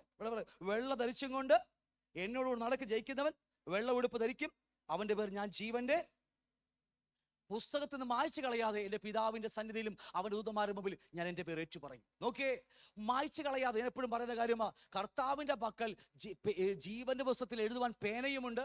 എപ്പോഴാണ് നമ്മുടെ ജീവന്റെ പുസ്തകത്തിൽ പേരെഴുതിയത്? രക്ഷിക്കപ്പെട്ടപ്പോഴല്ല. ഞാൻ രക്ഷിക്കപ്പെട്ട 20 വർഷങ്ങൾക്ക് മുമ്പാ, 2005 ആ സമയത്ത് ഫെബ്രുവരിയിൽ. നോക്കിയേ, അപ്പോഴല്ല എൻ്റെ പേര് ജീവന്റെ പുസ്തകത്തിൽ എഴുതിയത്. ലോകസ്ഥാപനത്തിന് മുതൽ ക്രിസ്തുവിനെ കാണുമ്പോൾ എൻ്റെ പേര് ക്രിസ്തുവിൽ ഉള്ളത് കൊണ്ടാണ് ഞാൻ ഈ ഭൂമിയിൽ വീണ്ടും ജനിച്ചത് അല്ലേ? അപ്പൊ അതുകൊണ്ട് നമ്മുടെ പേര് ജീവന്റെ പുസ്തകത്തിൽ എഴുതാൻ അവന്റെ പക്കൽ പേനയുമുണ്ട്. ഉടുപ്പ് മലിനമാകാതെ സൂക്ഷിച്ചില്ലെങ്കിൽ ആ പേര് മായ്ച്ചു കളയുവാൻ നല്ലൊരു എന്താ റബ്ബറും അവന്റെ പക്കലുണ്ടെന്ന കാര്യം മറന്നു പോകരുത്. അതാണ് ഈ ഇപ്പൊ പറഞ്ഞത്, ലജ്ജയാകാതെ നടക്കേണ്ടതിന്. നേരത്തെ പറഞ്ഞില്ലേ, തൻ്റെ ഉടുപ്പ് ഞാൻ കള്ളനെ പോലെ വരും, ലജ്ജ കാണുമാറ് നഗ്നനായി നടക്കാതിരിപ്പാൻ തൻ്റെ ഉടുപ്പ് സൂക്ഷിച്ചും ജാഗരിച്ചു കൊള്ളുന്നവൻ ഭാഗ്യവാൻ. ഹല്ലേലൂയ. വേഗത്തിൽ നമ്മുടെ സമയം പോകുക. നോഹയ്ക്ക് വസ്ത്രം നഷ്ടപ്പെട്ടു പോയി. അതിനെക്കുറിച്ച് ഒന്നും പറഞ്ഞില്ലേ ശരിയാവത്തില്ല, അതുകൊണ്ടാണ് നമ്മുടെ സമയം പോകുകയാണല്ലോ. ഉൽപ്പത്തി പുസ്തകം 9-ാം അധ്യായം അതിന് 20 മുതൽ 29 വരെ അവിടെ 20 മുതൽ വായിക്കുമ്പോൾ, നോഹ കൃഷി ചെയ്യാൻ തുടങ്ങി, ഒരു മുന്തിരിത്തോട്ടം നട്ടുണ്ടാക്കി. അവൻ അതിലെ വീഞ്ഞു കുടിച്ച് ലഹരി പിടിച്ച് തന്റെ കൂടാരത്തിൽ വസ്ത്രം നീങ്ങിക്കിടന്നു. കനാന്റെ പിതാവായ ഹാം പിതാവിന്റെ നഗ്നത കണ്ട് വെളിയിൽ ചെന്ന് തൻ്റെ 2 സഹോദരന്മാരെയും അറിയിച്ചു. ഷേമും യാഫത്തും ഒരു വസ്ത്രമെടുത്ത് ഇവരുടെയും തോളിലിട്ട് വിമുഖമായി ചെന്നു. പിതാവിന്റെ നഗ്നത മറച്ചു. അവരുടെ മുഖം തിരിഞ്ഞിരുന്നു കൊണ്ട് അവർ പിതാവിന്റെ നഗ്നത കണ്ടില്ല. നോഹ ലഹരി പിടിച്ച് വിട്ടുണർന്നപ്പോൾ തന്റെ ഇളയ മകൻ ചെയ്ത് അറിഞ്ഞു. അപ്പോൾ അവൻ കനാൻ ശപിക്കപ്പെട്ടവൻ, അവൻ തൻ്റെ സഹോദരന്മാർക്ക് അധമദാസനായി തീരുമെന്ന് പറഞ്ഞു. താഴേക്ക് പടി നമുക്ക് ഒഴിവ് കാണാൻ കഴിയും. എന്തുമാകട്ടെ, ജലപ്രളയത്തിന് ശേഷം നമുക്ക് എല്ലാവർക്കും അറിയാവുന്ന ചരിത്രമാണ്. ജലപ്രളയം വന്ന്, ന്യായവിധി വന്ന്, അല്ലെങ്കിൽ ആദ്യത്തെ 2 മക്കൾ ജനിച്ചു, ഹാബലും കായീനും. കായീൻ ഹാബലിനെ കൊന്നു, ഹാബലിന് പേർ ഒരു ഷേത്തിനെ കൊടുത്തു. ഷേത്തിൻ്റെ മകൻ ജനിച്ചു ഏനോഷ്. ഏനോഷിന്റെ കാലഘട്ടത്തിൽ യഹോവയെ ആരാധിക്കുന്ന പെന്തക്കോസ് ആരാധന ആരംഭിച്ചു. തലമുറകൾ കഴിഞ്ഞു. 7ാം തലമുറ വന്നു, നോഹ കേട്ടു, പിന്നെ മെതുശലേം വന്നു, എല്ലാം കഴിഞ്ഞു. ആ തലമുറ വർദ്ധിച്ചു വന്നപ്പോൾ ആ സമയത്ത് ഭൂമി മുഴുവനും പെന്തക്കോസുകാരെ കൊണ്ട് നമ്മളെപ്പോലെ നിറഞ്ഞിരിക്കുക ആൾക്കാർ. എന്നാൽ ജലപ്രളയത്താൽ ന്യായവിധി വന്നപ്പോൾ 8 പേർ, ഈ കയ്യിൽ 2, 3 കൂടി കൂട്ടിയാൽ മതി അല്ലേ, 8 പേർ രക്ഷപ്പെട്ടു. ബാക്കി എല്ലാ പെന്തക്കോസുകാരും ഞാൻ എന്തുവാട്ടെ അത്ര പറഞ്ഞ് വിട്ടുപോകുകയാണ്. നോക്കി, അതിനുശേഷം ഈ 3 മക്കളും ഭാര്യമാരും അപ്പനും അമ്മയും കൂടി 8 പേരും കൂടി യാത്ര തുടങ്ങി. അവസാനം കുറെ കഴിഞ്ഞപ്പോഴല്ലോ നോഹ തോന്നി ഒരു ബിസിനസ് ഒക്കെ ചെയ്യാം അല്ലേ. പതിയങ്ങളുടെ ഒരു മുന്തിരിത്തോട്ടമൊക്കെ വെച്ചുണ്ടാക്കി. എന്നിട്ട് അവസാനം അതിലൊക്കെ വീഞ്ഞാൻ കുടിച്ച് അല്ലേ, സ്വന്തം അധ്വാനത്തിൽ നിന്ന് കഴിക്കുമ്പോൾ നമുക്കൊരു ഒരു പ്രത്യേകമായൊരു ത്രില്ലാണല്ലോ നമ്മൾ ആ കൈ കൊണ്ടുണ്ടാക്കുമ്പോൾ. ആ ത്രില്ലിൽ ഈ പുള്ളിക്കാരങ്ങ് വീണുപോയി, ലഹരി പിടിച്ചു കഴിഞ്ഞു. നോക്കേ, ആ ലഹരിയുടെ മറവിൽ സ്വന്തം കൈ കൊണ്ടുണ്ടാക്കിയ, സ്വന്തം ആ സ്വയത്തിൽ നിന്ന് വന്നിരിക്കുന്ന അതിലെ പ്രതിഫലം എന്താ പറയുക, കുടിച്ചു കഴിഞ്ഞപ്പോൾ സ്വയം പോലും മറന്നുപോയപ്പോൾ തൻ്റെ നഗ്നത മറഞ്ഞുപോയി, തൻ്റെ നഗ്നത വെളിവായിപ്പോയി എന്ന് അവിടെ നമുക്ക് വേദോസം പഠിപ്പിക്കുക. അവിടെ നോഹയ്ക്ക് ആ വസ്ത്രം മാറ്റപ്പെട്ടു പോയി. അത് നിമിത്തം അവൻ നഗ്നത വെളിവായി എന്ന് ചരിത്രം പറയുക. സാധാരണ ഇളയമോൻ കണ്ടു, നഗ്നത കണ്ടു. പക്ഷേ നോഹ ഒരു പ്രത്യേക കാറ്റഗറിക്കാരനാണ്. തൻ്റെ മോനെ ശപിക്കാതെ, ശപിച്ചത് മുഴുവനും മോൻ്റെ മോനെ ശപിച്ചു കളഞ്ഞു.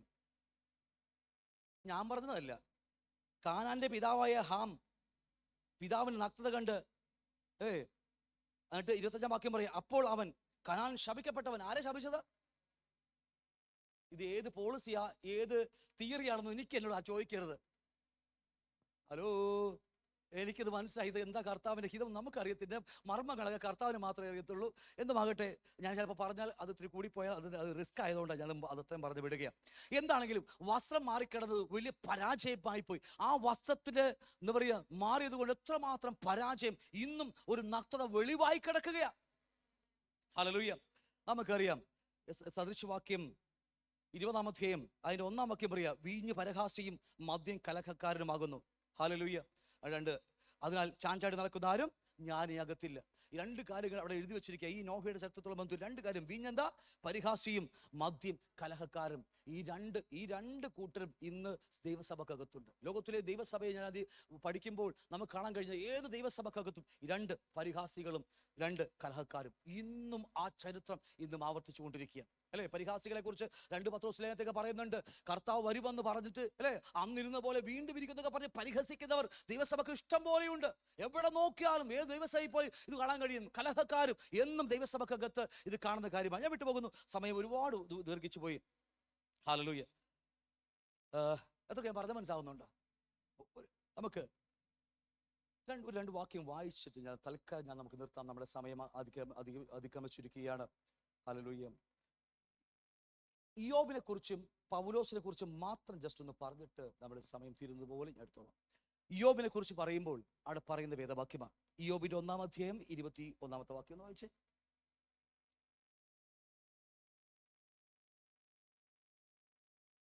ഇയ്യോബിന്റെ പുസ്തകം 1-ാം അധ്യായം 21.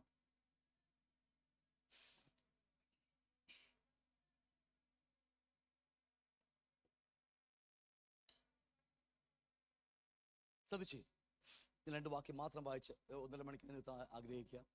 നോക്കി, ഇയ്യോബിന്റെ പുസ്തകത്തിൽ എഴുതി വെച്ചിരിക്കുക, ഏറ്റവും ഭക്തനായ ഒരു മനുഷ്യന്റെ തന്റെ നീതി പ്രവർത്തികളെ കുറിച്ച് ഒട്ടനവധി വാക്യങ്ങൾ നമുക്ക് കാണാൻ കഴിയും. ഇതുപോലെ ദൈവം എന്താ പറയുക സാക്ഷീകരിച്ചൊരു മനുഷ്യൻ വേറെയില്ല എന്ന് നമുക്ക് മനസാക്ഷി ജീവിതത്തിലെ ഭക്തനായിരിക്കുന്ന ഇയ്യോബ് പറയുന്ന വാക്യമാണ്. അപ്പോൾ ഇയ്യോബ് എഴുന്നേറ്റ് വസ്ത്രം കീറി തല ചിരച്ച് സാഷ്ടാംഗം വേണ്ടി നമസ്കരിച്ചു. നഗ്നനായി ഞാൻ എൻ്റെ അമ്മയുടെ ഗർഭത്തിൽ നിന്ന് പുറപ്പെട്ടു വന്നു, നഗ്നനായി തന്നെ മടങ്ങിപ്പോകും. നോക്കി, ഇയ്യോബ് തൻ്റെ ചരിത്രത്തിൽ എഴുതി വെച്ചിരിക്കുന്ന ഒരു മനോഹരമായ വേദവാക്യമാണ്. മനസാക്ഷി യുഗത്തിൽ ജനിച്ചു വളർന്ന നോഹയുടെയൊക്കെ കാലഘട്ടത്തിൽ തന്നെ ആ സമയത്തുണ്ടായിരുന്ന ഭക്തനായ മനുഷ്യനാ ഇയ്യോബ്. ഇയ്യോബിനെ കുറിച്ച് എത്രയെത്ര വാക്കുകളെന്നറിയാമോ? നീതി വിട്ടകന്നവൻ. എന്റെ പൊന്നോ, അദ്ദേഹത്തെ കുറിച്ച് പറയുന്ന ഓരോ വാക്കുകൾ വിവരിക്കാൻ നമുക്ക് സമയമില്ല. അത്രയും നീതിയുടെ നിറകുടമായിരിക്കുന്ന മനുഷ്യൻ. അതുപോലെ ചരിത്രത്തിൽ ഏത് മനുഷ്യൻ നോക്കിയാലും നമുക്ക് കാണാൻ കഴിയത്തില്ല. അദ്ദേഹം പറഞ്ഞൊരു വാക്ക് ഇങ്ങനെയാ: ഞാൻ നഗ്നനായി ഞാൻ എൻ്റെ അമ്മയുടെ ഗർഭത്തിൽ നിന്ന് പുറപ്പെട്ടു വന്നു, നഗ്നനായി തന്നെ മടങ്ങിപ്പോവും. എന്നാൽ പൗലോസ് എന്ന് പറയുന്ന പുതിയ നിയമസഭയിലെ ഭക്തനായിരിക്കുന്ന ഒരു മനോഹരമായ ഒരു അല്ലേ, ഏറ്റവും വലിയ 14 ലേഖനങ്ങൾക്ക് എഴുതി ദൈവത്തിന്റെ മർമ്മങ്ങൾ ഗ്രഹിച്ചറിഞ്ഞവൻ, കർത്തൃമേശയെക്കുറിച്ച് 12 ശിഷ്യന്മാരുടെ മുമ്പിൽ യേശു കർത്താവ് അവസാനമായി തന്നെ കർത്തൃമേശ എടുക്കുമ്പോൾ, ആ കർത്തൃമേശയുടെ സിംബോളിക് അല്ലെ, കർത്തൃമേശയെ കാണിച്ചു കൊടുക്കുമ്പോൾ ആരുടെയും എഴുത്തുകളിൽ ലേഖനങ്ങൾ ഒരിടത്ത് പോലും കർത്തൃമേശയെക്കുറിച്ച് എഴുതി വെച്ചിട്ടില്ല. എന്നാൽ കാണാത്തൊരുത്തൻ കർത്തൃമേശ യേശു എടുക്കുമ്പോൾ ആ ശിഷ്യന്മാരെ കൂടെ ഇല്ലാത്തൊരുത്തൻ അല്ലേ, ആ പൗലോസ് ആത്മാവിൽ കണ്ടുകൊണ്ട് കർത്തൃമേശയുടെ മർമ്മങ്ങൾ എഴുതി വെച്ച ആ വലിയ അല്ലെ വ്യക്തി, അദ്ദേഹം പറയുന്നൊരു വേദവാക്യമാണ് നമ്മളിപ്പോൾ വായിക്കാൻ പോകുന്നത്. 2 കൊരിന്ത്യർ 5-ാം അധ്യായം 1-ാം വാക്യം മുതൽ: കൂടാരമായി ഞങ്ങളുടെ ഭൗമഭവനം അഴിഞ്ഞു പോയാൽ കൈപ്പണി അല്ലാത്ത നിത്യഭവനമായി ദൈവത്തിന്റെ ദാനമായ ഒരു കെട്ടിടം ഞങ്ങൾക്ക് സ്വർഗത്തിലുണ്ട് എന്നറിയുന്നു. ഈ കൂടാരത്തിൽ ഞെരങ്ങിക്കൊണ്ട് ഞങ്ങൾ നഗ്നനായിട്ടല്ല, ഉടുപ്പുള്ളവരായിരിക്കുന്നു. നോക്കിയേ, ഞാൻ അത്രമാത്രം എടുക്കുക, സമയം പോകുക, അത്രമാത്രം എടുക്കുക. നോക്കിയേ, 2 വ്യക്തികൾ ബുക്കിലെ ഏറ്റവും കാണാൻ കഴിയുന്ന 2 നല്ല വ്യക്തികൾ. ഒന്ന്, ഇയ്യോബ് പറയുന്ന വാക്യം: ഞാൻ നഗ്നനായി എൻ്റെ അമ്മയുടെ ഗർഭത്തിൽ നിന്ന് പുറപ്പെട്ടു വന്നു, നഗ്നനായി ഞാൻ മടങ്ങിപ്പോകുന്നു. നോക്കിയേ, ഏറ്റവും അത്രം പോലുമൊന്നും ഇയ്യോബിനെ കുറിച്ച് എഴുതി വെച്ച നല്ല വാക്കൊന്നും പൗലോസിനെ കുറിച്ച് ദൈവം എഴുതി വെച്ചിട്ടില്ല. അതിനേക്കാൾ അപ്പുറമാണ് ഇയ്യോബിനെ കുറിച്ച് എഴുതി വെച്ചിരിക്കുന്നത്. പക്ഷേ ആ മനുഷ്യൻ മരിക്കുന്നതിന് മുമ്പായിട്ട് അദ്ദേഹം വിശ്വസിച്ചെന്നറിയാമോ? ഞാൻ അമ്മയുടെ ഉദരത്തിൽ നഗ്നനായി വന്നു, നഗ്നനായി മടങ്ങിപ്പോകുന്നുവെന്ന. എന്നാൽ പുതിയ നിയമസഭയിലെ ഭക്തനായ പൗലോസ് എഴുതി വെച്ചിരിക്കുന്നത് ഇങ്ങനെയാ: ഞാൻ ഈ കൂടാരത്തിൽ ഞെരങ്ങിക്കൊണ്ടല്ല, നഗ്നനായിട്ടല്ല, ഉടുപ്പുള്ളവനായിട്ട് ഞാൻ ഇരിക്കുന്നു. അത്ര വലിയ യോബിനെ പോലെ അത്ര വലിയതൊന്നും ഈ ഇദ്ദേഹം ചെയ്തിട്ടുമില്ല അല്ലേ? നമുക്കെല്ലാം അറിയാം. ഞാൻ ഓരോ കാറ്റഗറി സൈഡ് വെച്ചാ പറയുന്നത്, എല്ലാം വെച്ചല്ലേ പറയുന്നത്, ചില കാര്യം ആംഗിളിൽ നിന്ന് സംസാരിക്കുന്നത്. നോക്കിയേ, പക്ഷേ പൗലോസിന് ഉറപ്പുണ്ട്, ഞാൻ നഗ്നനല്ല, എനിക്കൊരു ഉടുപ്പുണ്ടെന്ന്. വന്നാൽ ഇയ്യോബ് പറയും, ഭക്തനായ നീതിമാനായ ഇയ്യോബ് പറയുന്നത് ഞാൻ നഗ്നനാണെന്ന. ആ കാലഘട്ടത്തിൽ ഏദൻ പർദീസ വിട്ട് മനുഷ്യൻ പാപത്തിൽ വീണ് പുറത്തു പോകുമ്പോൾ അവർക്ക് നഷ്ടപ്പെട്ട തേജസ്സ് എന്ന വസ്ത്രം നഷ്ടപ്പെട്ട് ജീവിക്കുന്ന ഒരു തലമുറയിൽ ജീവിച്ചത് ഇയ്യോബ് എന്ന് പറയുന്ന ഭക്തനായ മനുഷ്യൻ. അദ്ദേഹത്തിന് ആ നീതിയുടെ വസ്ത്രം തിരിച്ചു കിട്ടിയില്ല, രക്ഷയുടെ വസ്ത്രം തിരിച്ചു കിട്ടിയില്ല, തേജസ്സ് മടങ്ങി കിട്ടിയില്ല. അതുകൊണ്ട് അദ്ദേഹം എഴുതി വെച്ചു, ഞാൻ നഗ്നനായി വന്നു, നഗ്നനായി ഞാൻ മടങ്ങിപ്പോകുന്നുവെന്ന്. എന്നാൽ പുതിയ നിയമ ഭക്തനായ പൗലോസ് എഴുതി വെച്ചിരിക്കുന്നു, എനിക്ക് കാൽവരി ക്രൂശിൽ ഞാൻ വിശ്വസിച്ചപ്പോൾ എനിക്കൊരു വസ്ത്രം തിരിച്ചു നൽകി, രക്ഷയുടെ വസ്ത്രം. എന്നെ നീതി എന്ന അങ്കിയെ ഉടുപ്പിച്ചു, സ്തുതി എന്ന മേലാണ് ഉടുപ്പിച്ചിരിക്കുന്നത് തന്നെ. എത്ര മനോഹരമായ സഹോദരങ്ങളെ, ഇന്നും എനിക്ക് നിങ്ങൾക്ക് പറയാൻ കഴിയും, എത്ര പാപം വെളിപ്പെട്ട് വന്നാലും വീണു പോയാലും പറയും, ഇന്ന് ആ ഗോപുരത്തിൽ കൂടി കടന്ന് ആ നഗരത്തിൽ കടന്ന് കുഞ്ഞാണ്ട് രക്തത്തെ അങ്കി അലക്കി വെളുപ്പിക്കുമ്പോൾ ഞാനും നിങ്ങളും ഇന്ന് നീതിമാന്മാരാ, ഞാനും നിങ്ങൾ യേശുവിന്റെ മക്കളാ. ലജ്ജ കാണാതെ വണ്ണം മറവായി സൂക്ഷിക്കുന്ന യേശുവിന്റെ രക്തത്തിന്റെ വലിപ്പം എത്ര സന്തോഷമുണ്ട്. മടങ്ങി വരാം, നമുക്ക് മടങ്ങി വരാം. ആദമിനെ പോലെ പാപം ചെയ്ത് ദൈവത്തെ വിട്ട് ഏതെങ്കിലും മരത്തിന് ചുവട്ടി പോയി ഓടി ഒളിക്കാനല്ല, ആ മരത്തിൽ ഓടി ഒളിച്ചതുകൊണ്ടാ വേറൊരു മരത്തിൽ കൂടി നമുക്ക് ക്രൂശിൽ കൂടി ആ പൈൻ മരത്തിൽ കൂടി രക്ഷ ദൈവം ഒരുക്കി വെച്ചത്. മനുഷ്യനെ ദൈവത്തിന് അകറ്റിക്കളയുന്ന മറച്ചു കളയുന്ന ആ മരത്തിലെ ചുവട്ടിപ്പോയി ഒളിക്കാതെ പൈൻ മരത്തിന്റെ ചുവട്ടിൽ നമുക്ക് വേണ്ടി കാൽവരി കുരിശ് ഭരിച്ച യേശുവിന്റെ മുമ്പിലേക്ക് വന്നാൽ ആ മരം നമ്മളെ തടഞ്ഞുവെങ്കിൽ ഈ മരക്കുരിശ് നമ്മെ ക്രിസ്തുവിനോട് അടുപ്പിക്കുകയാണ്. സന്തോഷമുണ്ട്. ഹല്ലേലൂയ.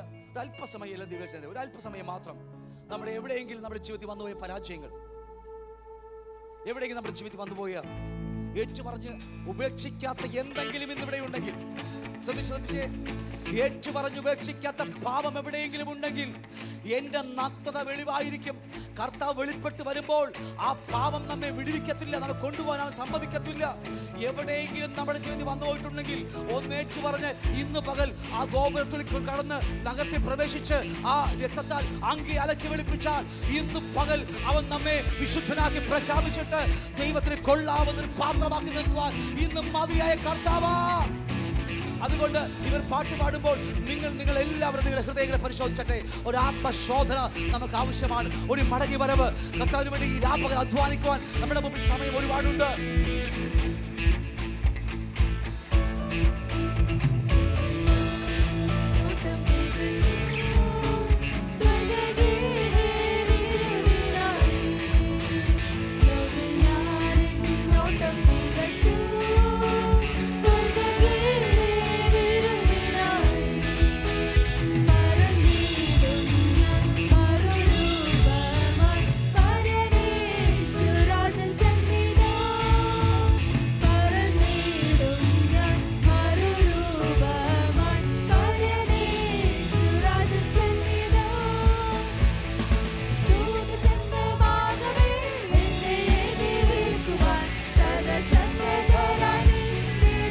വെളിപ്പെടുമ്പോൾ നഗ്നനായി കാണാതിരിപ്പാൻ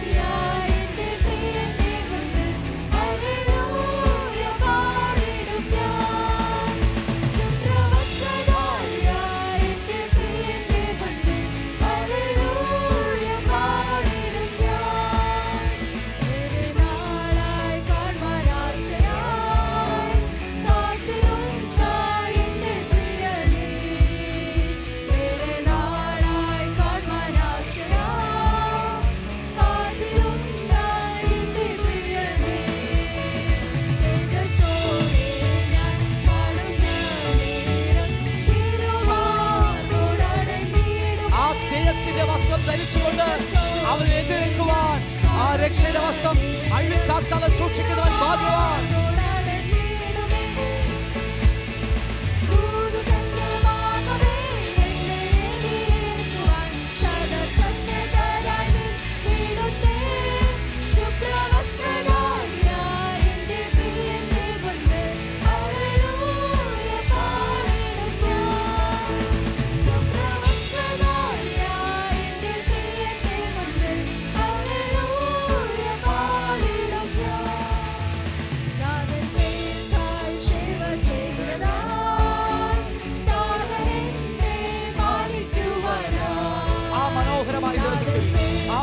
ദിവസത്തിൽ അവൻ നമ്മെ മാനിക്കും.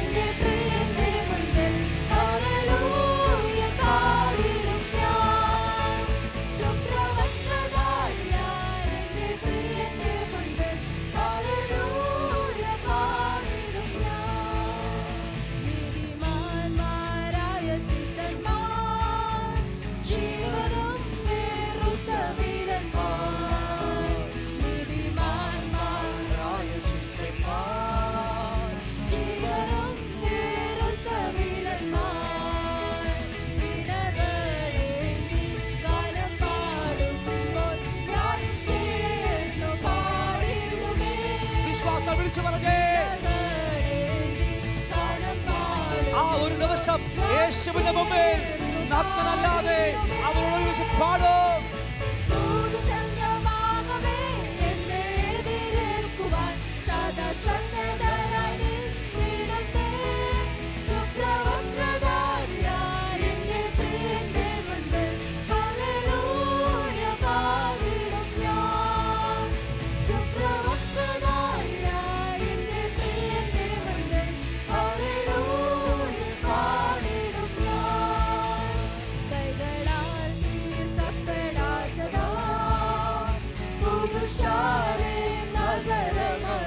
മനോഹരമായ പട്ടണം, 12 മുത്തുകളാൽ പണിതെടുത്ത മനോഹരമായ പത്രം, എന്റെയും നിങ്ങളുടെയും വാസസ്ഥലം. അതുകൊണ്ട്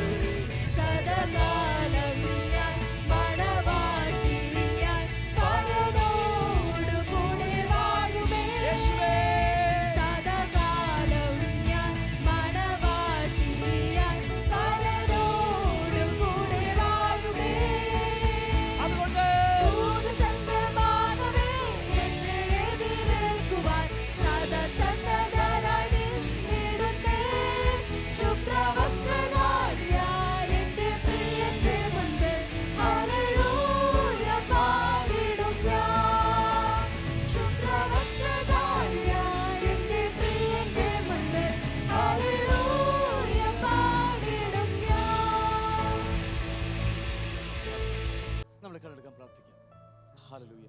വായിച്ചു കേട്ട വേദപുസ്തകത്തിലേക്ക് നമുക്ക് മടങ്ങി വരാം. ഞാൻ കള്ളനെ പോലെ വരും, തൻ്റെ ലജ്ജ കാണുമാറ് നഗ്നനായി നടപ്പാതിരിപ്പാൻ തൻ്റെ ഉടുപ്പ് സൂക്ഷിച്ച് ജാഗരിച്ചു കൊള്ളുന്നവൻ ഭാഗ്യവാൻ. ഹല്ലേലൂയ.